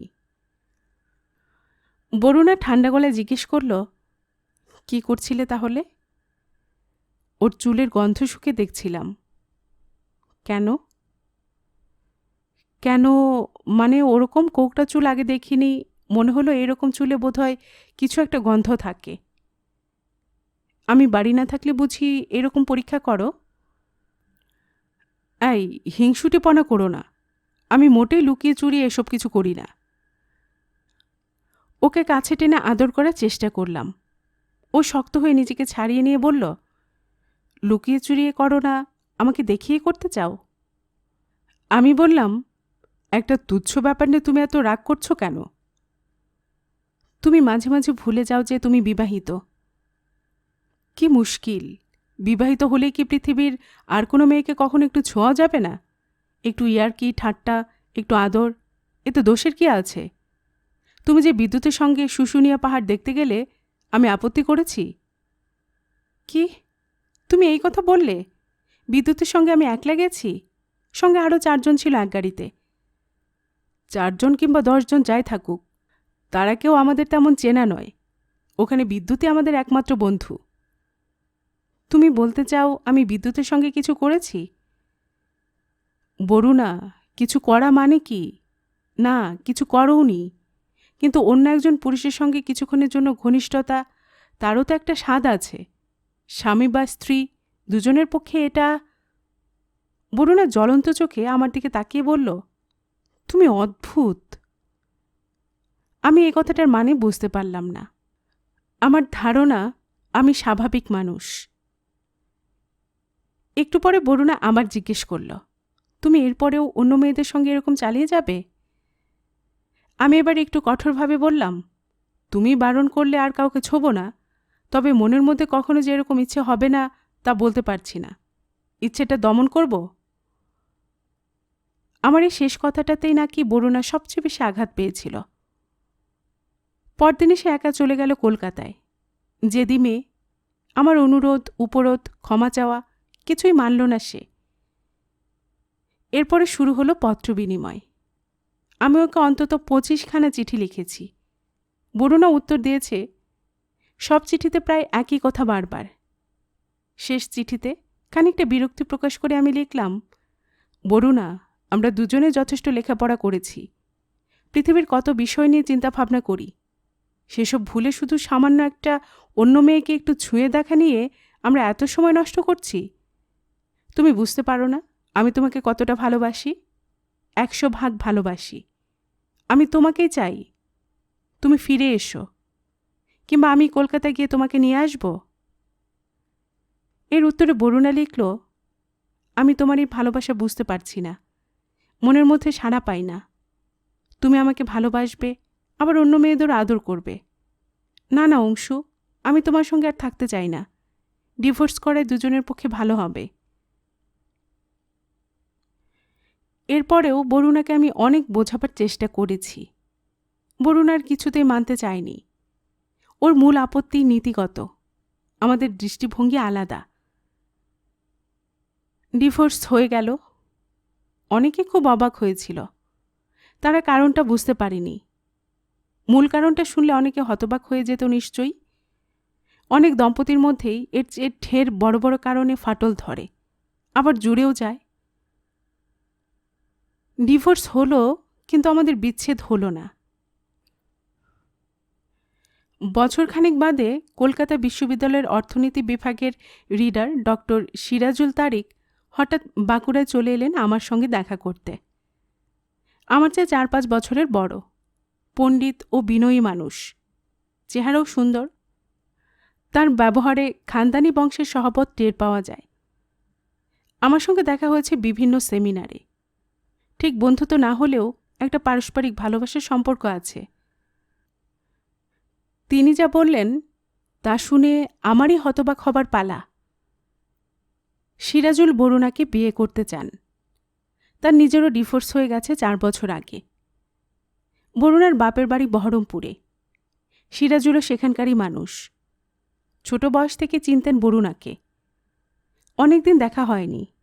এখন আবার যোগাযোগ হবার পর দুজনে দুজনকে নতুন করে আবিষ্কার করেছে। এই বিয়েতে কি আমার আপত্তি আছে? আমি হাসব না কাঁদব বুঝতে পারিনি। আমি আপত্তি করার কে? বরুণার উপর আমার তো আর কোনো অধিকারই নেই। আমার মতামত নিতে আসারই বা কী মানে হয়? সিরাজুল বললেন, তিনি কোনোরকম টেনশন তৈরি করতে চান না। যদি মনে হয় অংশুমানের সঙ্গে বরুণার আবার মিল হয়ে যাবার সম্ভাবনা আছে, তাহলে তিনি স্বেচ্ছায় সরে দাঁড়াবেন। আমি বললাম, একবার ডিভোর্সের পরে আবার মিলন? এ তো সিনেমায় হয়। বরুণার সঙ্গে আমার আর কোনো যোগাযোগ থাকবে না। এটা ডিভোর্সের অন্যতম শর্ত। সিরাজুল বললেন, বরুণাও বলেছে একবার আপনার মতটা জেনে নিতে। আমি বললাম, গো অ্যাহেড, আমার সম্পূর্ণ মত আছে। বরুণা ভালো মেয়ে, you will be happy, my congratulation. আমার কণ্ঠস্বরে কি একটু গোপন তিক্ততা ছিল? বরুণার এভাবে সিরাজুলকে পাঠানোয় আমি রীতিমতন অপমানিত বোধ করেছিলাম। জ্বালা করছিল বুকের মধ্যে। তবু কৃত্রিম হাসি মুখেই বিদায় দিয়েছিলাম সিরাজুলকে। তাকে আমার সত্যি মনোভাব জানায়নি। তখন থেকেই সত্যের প্রতি আমার ভক্তিভাব কমতে শুরু করেছে। বিয়ে হয়ে গেল ওদের, এবং 1.5 বছরের মধ্যেই ওদের একটি পুত্র সন্তান জন্মাল। আমি কলকাতায় ফিরে আসার পর সিরাজুলের সঙ্গে আমার 2-3 বার দেখা হয়েছে। আমি শুকনো ভদ্রতা করে এড়িয়ে গেছি। বাড়িতে আমন্ত্রণ করেছেন, যাইনি। তবু একদিন ওদের দুজনের সঙ্গে দেখা হয়ে গেল একটা গান বাজনার আসরে। এ বেশ বড়লোকের বাড়ি, সঙ্গে প্রচুর পানাহারও আছে। মস্ত বড় বাগানে বসেছে পার্টি। গান বাজনা আর পানাহারের মধ্যে কোনটা প্রধান বলা শক্ত। বরুণের প্রথম এগিয়ে এসে রাগ রাগ মুখ করে বলল, তুমি এর মধ্যে কটা হুইস্কি খেয়েছ? চোখ লাল, আজকাল বেশি বেশি খাচ্ছ বুঝি? আমি হাসলাম। অবান্তর প্রশ্ন। আমি কি প্রাক্তন স্ত্রীর বিরহে দেবদাস হয়ে যাব নাকি?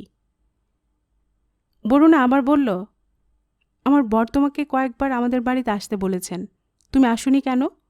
He is the real gentleman, তোমাকে খুব পছন্দ করেন। আমি বললাম, থ্যাংক ইউ, যাওয়া হয়নি, মানে ব্যস্ত ছিলাম।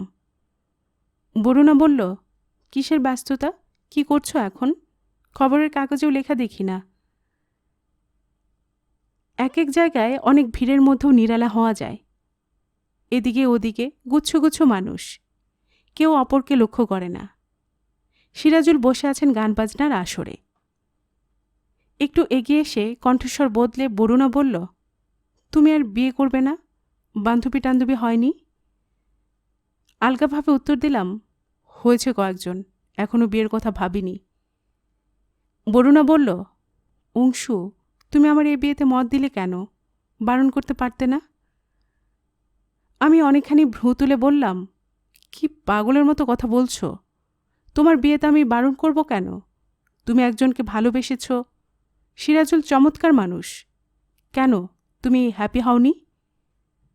অফকোর্স আই এম হ্যাপি, কিন্তু তুমি তো আমায় আরও কিছুদিন অপেক্ষা করতে বলতে পারতে। তুমি তো জানোই আমি কত ইম্পালসিভ। আর কিছুদিন অপেক্ষা করলে আমার ভুল ভেঙে যেত। তোমার মতন একজন রাস্কেলকে তো আমি এখনো বরুণা, চলো গান বাজনার দিকে যাই। এখানে নাটক করা ঠিক হবে না। তোমার জন্য আমার চোখে জল চলে আসছে। এটাকে কি বলে? কেন? চোখ মুছে নাও প্লিজ। সিরাজুল কি ভাববেন? কেউ কিছু দেখে না, তবে কোনো নারী এমন সমাবেশে কোনো পুরুষের সামনে চোখ মুছলে সবাই জেনে যাবে। তাই বরুণা চোখ মুছল না, চুপ করে একটুক্ষণ দাঁড়িয়ে থেকে আবেগ সংযত করল। তারপর শান্ত স্বাভাবিক গলায় বলল, তুমি আমার ছেলেকে একদিন দেখতে আসবে না? তোমার মুখের সঙ্গে অনেকটা মিল আছে।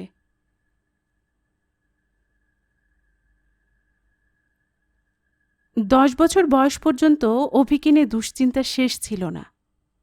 খুব ছোট বাচ্চাদের দুরন্তপনা বেশ উপভোগ্য, কিন্তু একটু বড় হয়ে গেলে তার দস্যিপনা এক এক সময় অসহ্য বোধ হয়। তার জিনিসপত্র ভাঙার নেশাও বাড়ছে দিন দিন। আগে সে নিজের খেলনাপাতি কিংবা দুধের গেলাস ভাঙত। এখন সে ভাঙতে শুরু করেছে জানলার কাচ, আয়না। তার জন্য বাড়িতে এখন কোনো কিছু যেন আস্ত রাখার উপায় নেই। একদিন আমি ওদের বাড়িতে থাকতে থাকতেই অভি হুটোপুটি করতে করতে এক ধাক্কায় টিভিটা ভেঙে ফেলল। টিভি ভাঙলে যে এমন বিকট শব্দ হয় আমার ধারণা ছিল না। ঠিক যেন একটা বোমা ফাটল। ছুটে এলো অন্য ফ্ল্যাটের লোকজন। সেন্ট জেভিয়ার্স স্কুলে তাকে ভর্তি করে দিতে অসুবিধা হয়নি, কিন্তু পড়াশোনায় তার মনোযোগ নেই একেবারেই। ক্লাসের ছেলেদের সঙ্গে মারামারি করে। প্রায় তার বাবা মাকে নালিশ শুনতে হয়। একদিন অতেশ আমাকে চিঠি দেখালো। পরপর 2 বছর অভি ক্লাসের রেজাল্ট খুব খারাপ করেছে। কয়েকজন শিক্ষক অভিযোগ করেছেন যে এই ছেলে একেবারেই কথাবার্তা শোনে না, হোমওয়ার্ক করে না। সেজন্যই স্কুল কর্তৃপক্ষ অতীশকে জানিয়েছে যে এই ছাত্রটিকে ট্রান্সফার নিতে হবে, এই স্কুলে রাখা যাবে না। অতীশ আমাকে বলল, দেখলি তোর কথা মিলল না, এ ছেলে লেখাপড়া হবে না। আমাকে দাবায় হারিয়ে অতীশ যেমন খুশি হয়, ওর গলাতে এখনও যেন সেরকম একটু খুশির ভাব। ছেলের এই অবস্থায় তার তো চিন্তিত দুঃখিত হবার কথা, কিন্তু আমার তত্ত্ব প্রমাণ হওয়াটাই যেন বড় কথা। আমি বললাম, তোমরা ভাই ওকে বড্ড বেশি আদর আর আশকারা দাও, মাঝে মাঝে একটু শাসনও করা দরকার। অতীশ বলল, ধেত, আজকাল বাচ্চাদের মারধর করতে নেই একদম, তা জানিস না? আমি বললাম, শাসন মানে তো মারধর নয়, ভালোবাসা দিয়েও শেখানো যায় এ বয়সে কোনটা করা উচিত আর কোনটা খারাপ কাজ। ছেলেবেলায় আমরা চাণক্য শ্লোকে পড়েছিলাম, 7 বছর বয়স পর্যন্ত বাচ্চাদের বেশ আদর টাদর দিতে হয়, তারপর 12 বছর বয়স পর্যন্ত খুব তাড়না করা দরকার। তোরা তা করিস না। একটু থেমে আমি হেসে আবার বললাম, যেদিন টিভিটা ভাঙল সেদিন ভাই আমার ইচ্ছে করছিল টেনে এক থাপ্পড় কষাতে। নিজের ছেলে হলে রাগ সামলাতে পারতাম না। আহা, তুই তো ওকে শাসন করতেই পারিস, মাঝে মাঝে ওকে একটু পড়াবার চেষ্টা করে দেখ না, যদি মন বসে। ওটা আমার দ্বারা হবে না, আমি বাচ্চাদের পড়াতে পারি না, অত ধৈর্য আমার নেই। অভি কিন্তু খেলাধুলায় বেশ ভালো হয়েছে, স্কুল স্পোর্টসে প্রাইজ পায়, টেবিল টেনিসও বেশ ভালো খেলে। সেটাও তো একদিক থেকে ভালো। সবাইকে যে পড়াশোনায় দারুণ হতে হবে তার কোনো মানে নেই। খেলার জগতে যদি একেবারে উপরের দিকে উঠতে পারে তাহলে টাকা রোজগারের কোনো অসুবিধা হয় না, সমাজেও সম্মান পায়। আজকাল ক্রিকেট ট্রেনিংয়ের অনেক সংস্থা হয়েছে, তার একটায় ভর্তি করে দিতে পারিস। কিন্তু আমাদের মতন ফ্যামিলিতে কিছুটা লেখাপড়া না শিখলে কি চলে? দেখ না, খেলোয়াড়দেরও ইংরেজি জানতে হয়। তুই বংশের ধারা মানিস না। অনেকেই কিন্তু বলে একেবারে ফার্স্ট জেনারেশনে কিছুতেই লেখাপড়া মাথায় ঢোকে না, চাষা কিংবা কুলিমজুরে ছেলেরা যাদের বাপ মা নিরক্ষর, সেই ছেলেরা স্কুল কলেজে পড়লেও কি সুবিধা করতে পারে? আম্বেদকরের কথা বুঝি তোর মনে নেই অতীশ? আমাদের সংবিধান রচনা করেছেন, তার বাবা ছিলেন ভাঙ্গি, নিরক্ষর তো বটেই, অস্পৃশ্য মেথর জাতীয়। ওরকম দু একটা এক্সেপশন থাকে। আমাদের বিএ অনার্সে পড়াতেন প্রফেসর সুবোধকান্ত শীল, পরে হার্ভার্ডে চলে গিয়েছিলেন। তিনি নিজে একদিন ক্লাসে বলেছিলেন তার বাবা কোনোদিন স্কুলে যাননি। অতীশ এসব দৃষ্টান্ত গ্রাহ্য করল না। একটু পরে নীলাঞ্জনা ঘরে ঢুকে কাঁপতে কাঁপতে রক্তশূন্য মুখে বলল, জানো কি দেখলাম? অভি আমাদের চাকরের কাছ থেকে বিড়ি চেয়ে নিয়ে খাচ্ছে। কি হবে? অতীশ আমার দিকে এমনভাবে তাকালো যেন অনুচ্চারিত শব্দে বলতে চাইল, কুলি মজুরের রক্ত যাবে কোথায়? আমি বললাম, ও একবার টানলে কিছু হয় না। আমার জ্যাঠামশাই টয়লেটে বিড়ি খেতেন, সেখানে অ্যাস্ট্রেও থাকত। একদিন আমি জ্যাঠামশাইয়ের পরেই টয়লেটে ঢুকে দেখি একটা বিড়ি তখনও জ্বলছে। আমার তখন 10-11 বছর বয়স।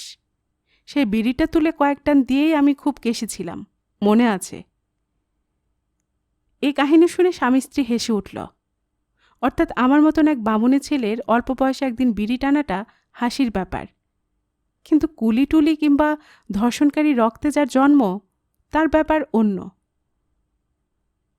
এরকম চলল কয়েক মাস। অতীশ সেন্ট জেভিয়ার্স স্কুলে নিজে গিয়ে অধ্যক্ষের সঙ্গে দেখা করে অনেক মিনতি করে আর 1 বছর সময় চাইল। অতীশ নিজে ওখানকার প্রাক্তন ছাত্র, তাই মান্য করা হলো তার অনুরোধ। অভির জন্য 2 জন গৃহশিক্ষক রাখা হলো। তাদের মধ্যে একজন আবার প্রাক্তন নকশাল। সে আবার গানও জানে, মাঝে মাঝে গুনগুন করে গান গায় আপন মনে। সে বছরে স্কুলে মাঝারি মানের রেজাল্ট হলো অভির। তার চমকপ্রদ পরিবর্তন হলো 13 বছর বয়সে। দস্যিপনা তো আর করেই না, খেলাধুলো ছেড়ে দিয়ে সে সর্বক্ষণ বই নিয়ে বসে থাকে। তার গল্পের বই পড়ার নেশে লেগে গেছে। তখন আবার তাকে তাড়া লাগানো হলো খেলতে যাওয়ার জন্য। সে যেতে চায় না। স্কুল থেকে ফিরেই সে গল্পের বই খুলে পড়তে শুরু করে। এই সংবাদ শুনে আমি অনেকটা নিশ্চিন্ত বোধ করেছিলাম। পড়ার নেশে একবার ধরলে তা গল্পের বই হোক আর যাই হোক, সে ছাত্র বা ছাত্রী পরীক্ষায় ফার্স্ট সেকেন্ড না হলেও ভালোভাবে পাশ করে যায়। এটা আমার অনেক দিনের অভিজ্ঞতা। অতীশের পদোন্নতি হয়ে তখন সে পুরো সেক্রেটারি। কাজ বেড়ে গেছে অনেক, প্রায়ই তাকে দিল্লি যেতে হয়। নীলাঞ্জনও একটা মহিলা সমিতিতে যোগ দিয়ে কিছু কিছু সমাজসেবার কাজে জড়িয়ে পড়েছে। ছেলেমেয়েদের সম্পর্কে ওদের আর দুশ্চিন্তার কোনো কারণ নেই। পড়িও পড়াশোনায় ভালো, তার আবার ঝোঁক গানের দিকে। 11 বছর বয়সে সে গানের জন্য একটা প্রতিযোগিতায় পুরস্কারও পেয়ে গেল। অতীশদের পাশের ফ্ল্যাটটা খালি ছিল কিছুদিন। সেখানে বদলি হয়ে এলেন আরেকজন সেক্রেটারি, অরুণী মিত্র। তিনি আবার বিখ্যাত একজন কবির দৌহিত্র। তার 2টি ছেলেমেয়ের মধ্যে বড় মেয়েটির নাম অপালা। সে ঠিক অভির সমবয়সী, দুজনে এক ক্লাসে পড়ে। অবিলম্বে 2 পরিবারে ভাব হবার পর অপালা প্রায় অভির সঙ্গে পড়তে বসে, গল্পের বই বদলা বদলি করে। অপালা বছরের পর বছর ফার্স্ট হওয়া ছাত্রী। তার প্রভাবেই যেন এতখানি পরিবর্তন এসেছে অভির স্বভাবে। দুজনের সদ্য পিউবার্টি পার হয়েছে। এরপর থেকেই তো ছেলেমেয়েরা পৃথিবীটাকে অন্য চোখে দেখতে শুরু করে। শরীর সচেতনতা আর যৌনক্ষুধা জাগার বয়স এক এক দেশে, এক এক সমাজে এক এক রকম। আমাদের দেশে তো মাত্র 1.5 শতাব্দী আগে বাচ্চা ছেলে মেয়েদের বিয়ে দিয়ে দেওয়া হতো। পাশ্চাত্য প্রভাবে আইন করে বিয়ের বয়স বাড়ানো হয়েছে। যদিও গ্রামের দিকে ওসব আইন টাইন এখনও অনেকে মানে না, সেই পাশ্চাত্যে বিয়ে ব্যাপারটাই এখন প্রায় উঠে যেতে বসেছে। বিবাহপূর্ব মিলন প্রায় স্বতঃসিদ্ধ। 13 বছর 14 বয়সের মেয়েদের গর্ভবতী হবার ঘটনা অহরহ ঘটে।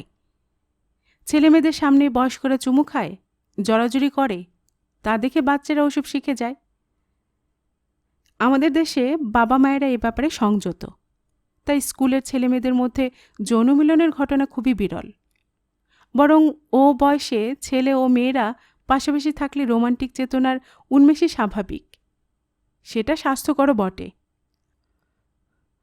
অভি আর অপালা অনেকখানি সময় একসঙ্গে কাটায়, কিন্তু তাদের মধ্যে যাকে বলে অসভ্যতা সেরকম কিছুই প্রয়াস দেখা যায়নি। একদিন অভি আমাকে জিজ্ঞেস করল, অংশু কাকা, তুমি ইলিয়াড পড়েছ? আমি একটুক্ষণ তার দিকে চেয়ে রইলাম। যে ছেলেটি এক ধাক্কায় টিভি ভেঙে ফেলেও একটু কাঁচুমাচু হয়নি, এ যেন সে নয়। লম্বা হতে শুরু করেছে, ভাঙছে কণ্ঠস্বর, চওড়া কাঁধ ও কবজি, মুখমণ্ডলে লাজুক ও বিনীত ভাব। গায়ের রং কালো ঠিকই, কিন্তু তাতে লেগেছে সভ্যতার পালিশ। বড় বড় চোখ ও উন্নত নাক।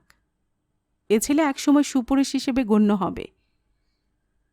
ওর প্রশ্ন শুনে আমি বললাম, হ্যাঁ পড়েছি, অনেক আগে।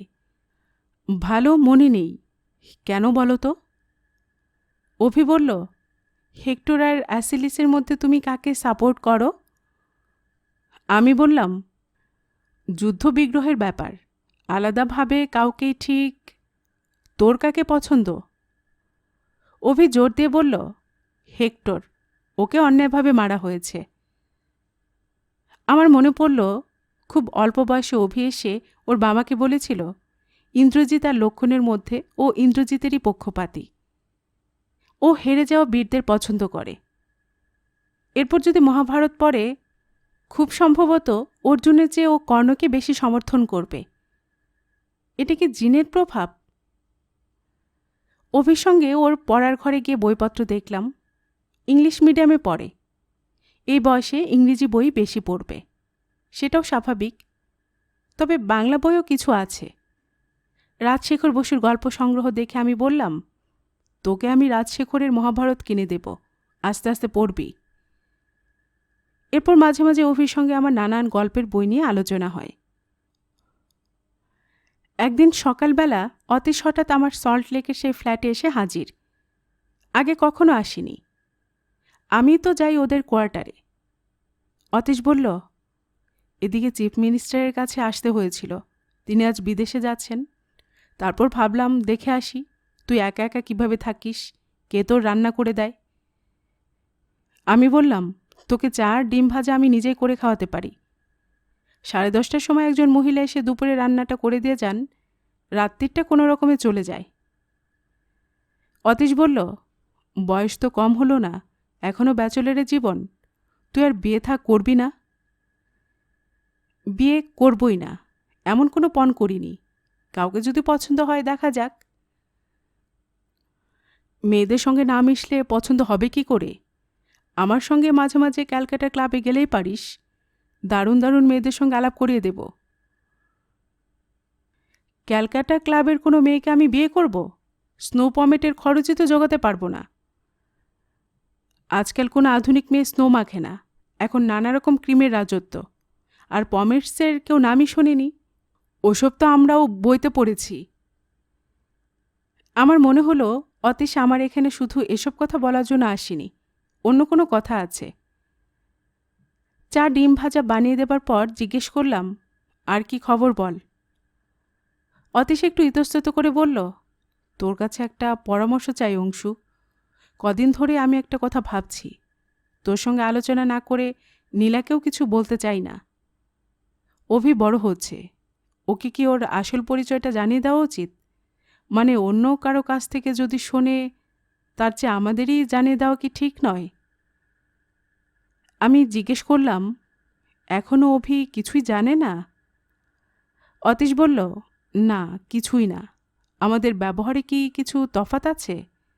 আমরা অপরাজিতার বায়োলজিক্যাল প্যারেন্ট, কিন্তু অভিনবকে আলাদা চোখে দেখার কথা আমরা কখনো মনে স্থান দেইনি। না, ছেলে এখনও কিছু জানে না। আমি বললাম, ডাক্তার কারো মতামত নিলেই পারিস, আমার এই ব্যাপারে কোনো অভিজ্ঞতা নেই।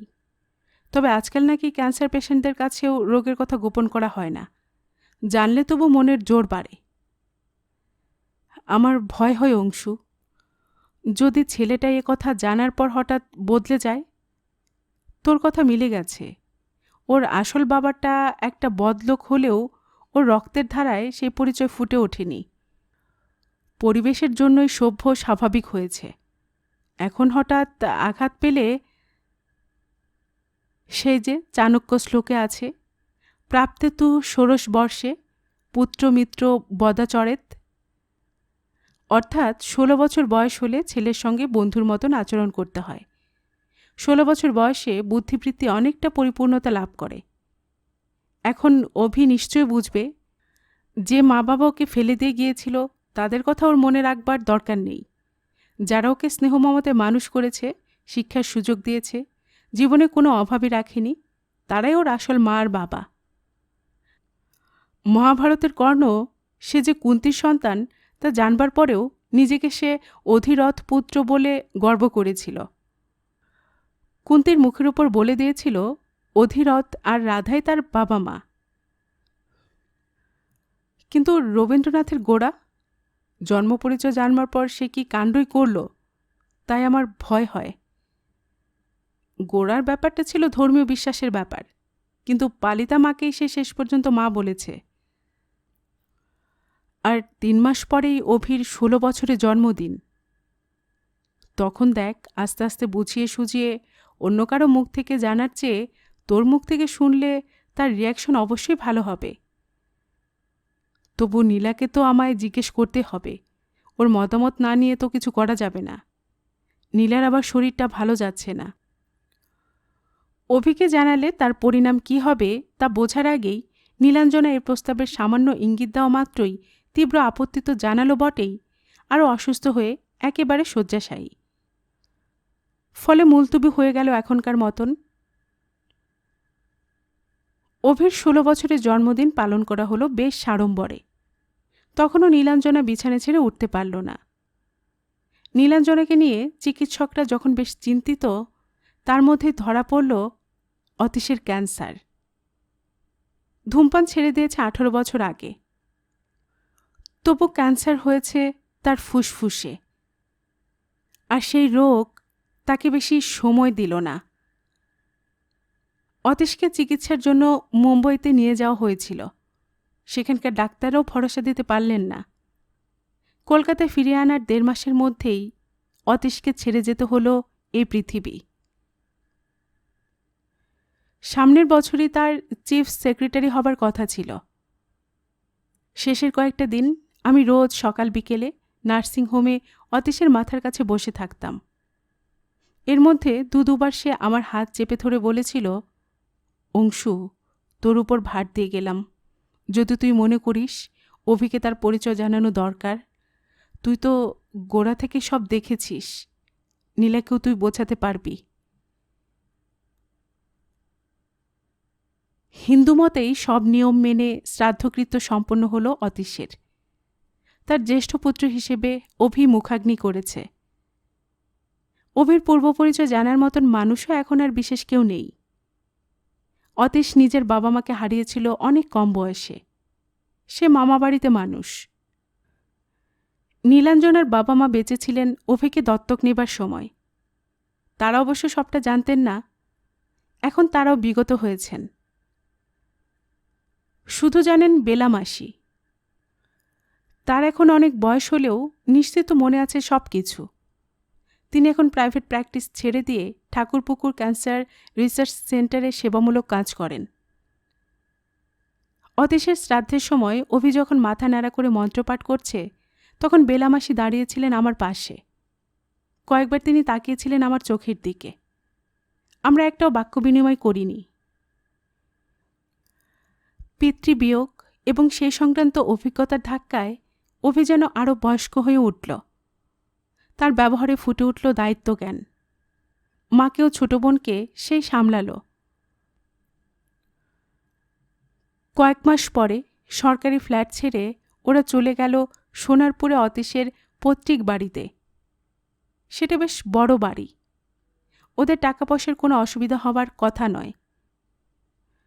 যথাসময়ে অভি আইএসসিতে ভালো রেজাল্ট করে জয়েন্ট পরীক্ষা দিল। ওপরের দিকে স্থান পেয়ে ভর্তি হল খড়গপুরের আইআইটিতে। আমার সঙ্গে যোগাযোগ কমে গেল। অভির সঙ্গে তো দেখা হয়ই না। নীলাঞ্জনাকে প্রথম দেখতে গেছি কয়েকবার, তারপর আর যাব করে যাওয়াটা পিছিয়ে যায় অনবরত। মৃত বন্ধুর স্ত্রীর কাছে নিয়মিত যাওয়া আসা করতে হলে আর একটু বাড়তি কিছু সম্পর্ক বা তার স্মৃতি থাকা দরকার বোধ হয়। নীলাঞ্জনার সঙ্গে কখনো আমার একটিবারও মধুর রসের বিনিময় হয়নি। এর মধ্যে আমাকে চলে যেতে হলো ব্যাঙ্গালোর একটা পড়াবার চাকরি নিয়েই। ফিরলাম বছর 3 পর। একদিন মেট্রো রেলে একটি যুবতী মেয়ে আমাকে অংশু কাকা বলে ডাকতেই আমি চমকে উঠেছিলাম। তাকে একেবারেই চিনতে পারিনি। সে অপরাজিতা। পিউবার্টির পর ছেলেদের তুলনায় মেয়েদের চেহারাতে বেশি বদল ঘটে। তবে রঙও তো ফর্সা হলেও মেয়েটি তেমন রূপসী হয়নি। মুখখানা ল্যাপা পোছা ধরনের। সে পড়াশোনা করছে, গানও গাইছে। একটা টিভি সিরিয়ালে সে নেপথ্য সঙ্গীত গায়িকা। তার কাছ থেকে তার মা ও দাদার খবর নিলাম। অভি ইঞ্জিনিয়ারিং পাশ করে ক্যাম্পাস ইন্টারভিউতে চাকরি পেয়ে গেছে টাটা কোম্পানিতে। নীলাঞ্জনা মাঝে মাঝে এখন জামশেদপুরে ছেলের কাছে গিয়ে থাকে। শরীর সারেনি। এখন সে হুইল চেয়ার ছাড়া দূরে যাতায়াত করতে পারে না। অপরাজিতা নেমে গেল পার্ক স্ট্রিটে। সেও তো বড় হয়ে গেছে, তা দেখার পর টের পেলাম আমারও কত বয়স বেড়েছে। ছেলেমেয়েরা যত বড় হয় ততই বাবা মায়েরা ঢলে পড়ে মৃত্যুর দিকে। এটাই প্রকৃতির নিয়ম। আমাকে তো যে কোনো লোক দেখলে এখন বুড়োই ভাববে, অথচ মনে মনে তা অনুভব করি না। যৌন ক্ষমতা ঠিকঠাক আছে কিনা তা প্রমাণ করবার জন্য মাঝে মাঝে কোনো বান্ধবীকে ডাকতে হয়।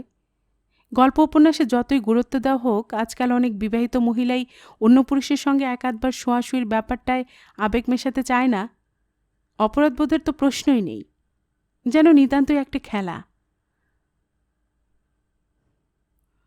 সল্টলেকে আমার সেই বন্ধুর ফ্ল্যাট এর মধ্যে ভাড়া দেওয়া হয়ে গেছে। আমাকে একটা ফ্ল্যাট নিতে হলো যোধপুর পার্কে। বাঁধা চাকরি আর করবই না ঠিক করেছি। এর মধ্যে কিছু লেখালেখির ফলে মার্কেট স্টাডিতে আমার কিছুটা খ্যাতি হয়েছে। সেই সুবাদে বিভিন্ন কোম্পানি আমাকে কনসালটেন্সির জন্য ডাকে। সুতরাং আমার রুজি রোজগারের কোনো অভাব নেই। আমি যখন যেখানেই থাকি কিংবা বাড়ি বদলাই, আমার ফোন নাম্বার ঠিক পেয়ে যায় বরুণা। সিরাজুল তারিক এখন GNU এর নামকরা অধ্যাপক। বরুণারা অনেক বছর ধরে দিল্লি প্রবাসী। মাসে 2 বার অন্তত সে আমায় ফোন করবেই। স্বামীর কাছ থেকে গোপন করেও নয়। অনেক সময় বুঝতে পারি সিরাজুল সাহেব পাশে বসে আছেন। কখনো কখনো তিনিও কথা বলেন, আমাকে দিল্লি যাবার জন্য আমন্ত্রণ জানান।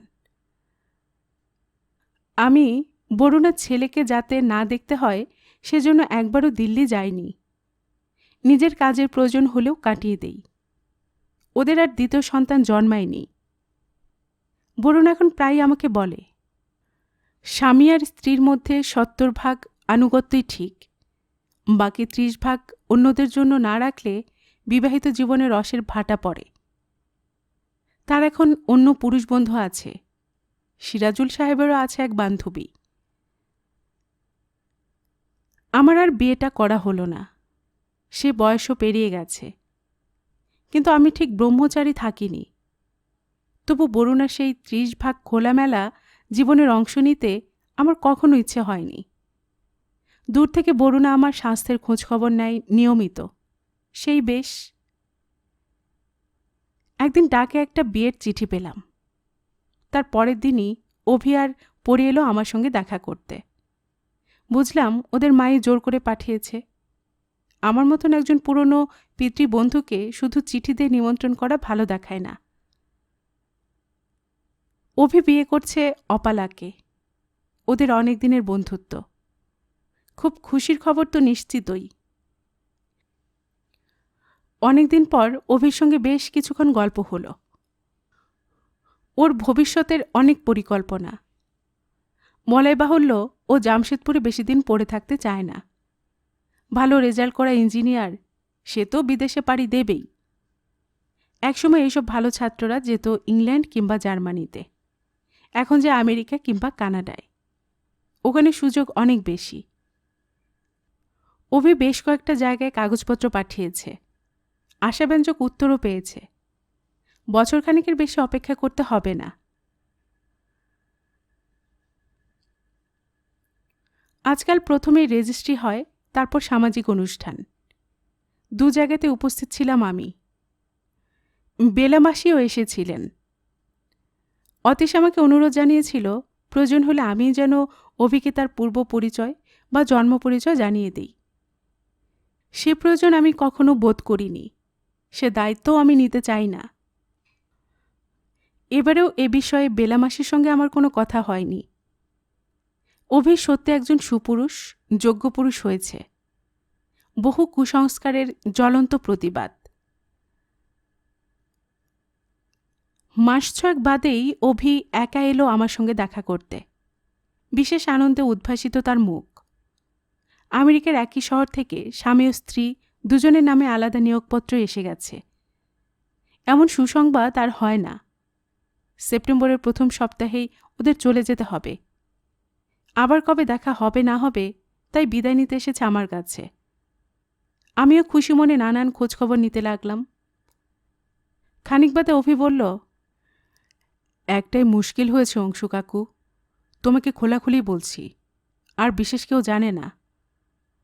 অপালা 5 মাসের প্রেগনেন্ট, যাবার আগে আবর্ষণ করিয়ে যেতে হবে।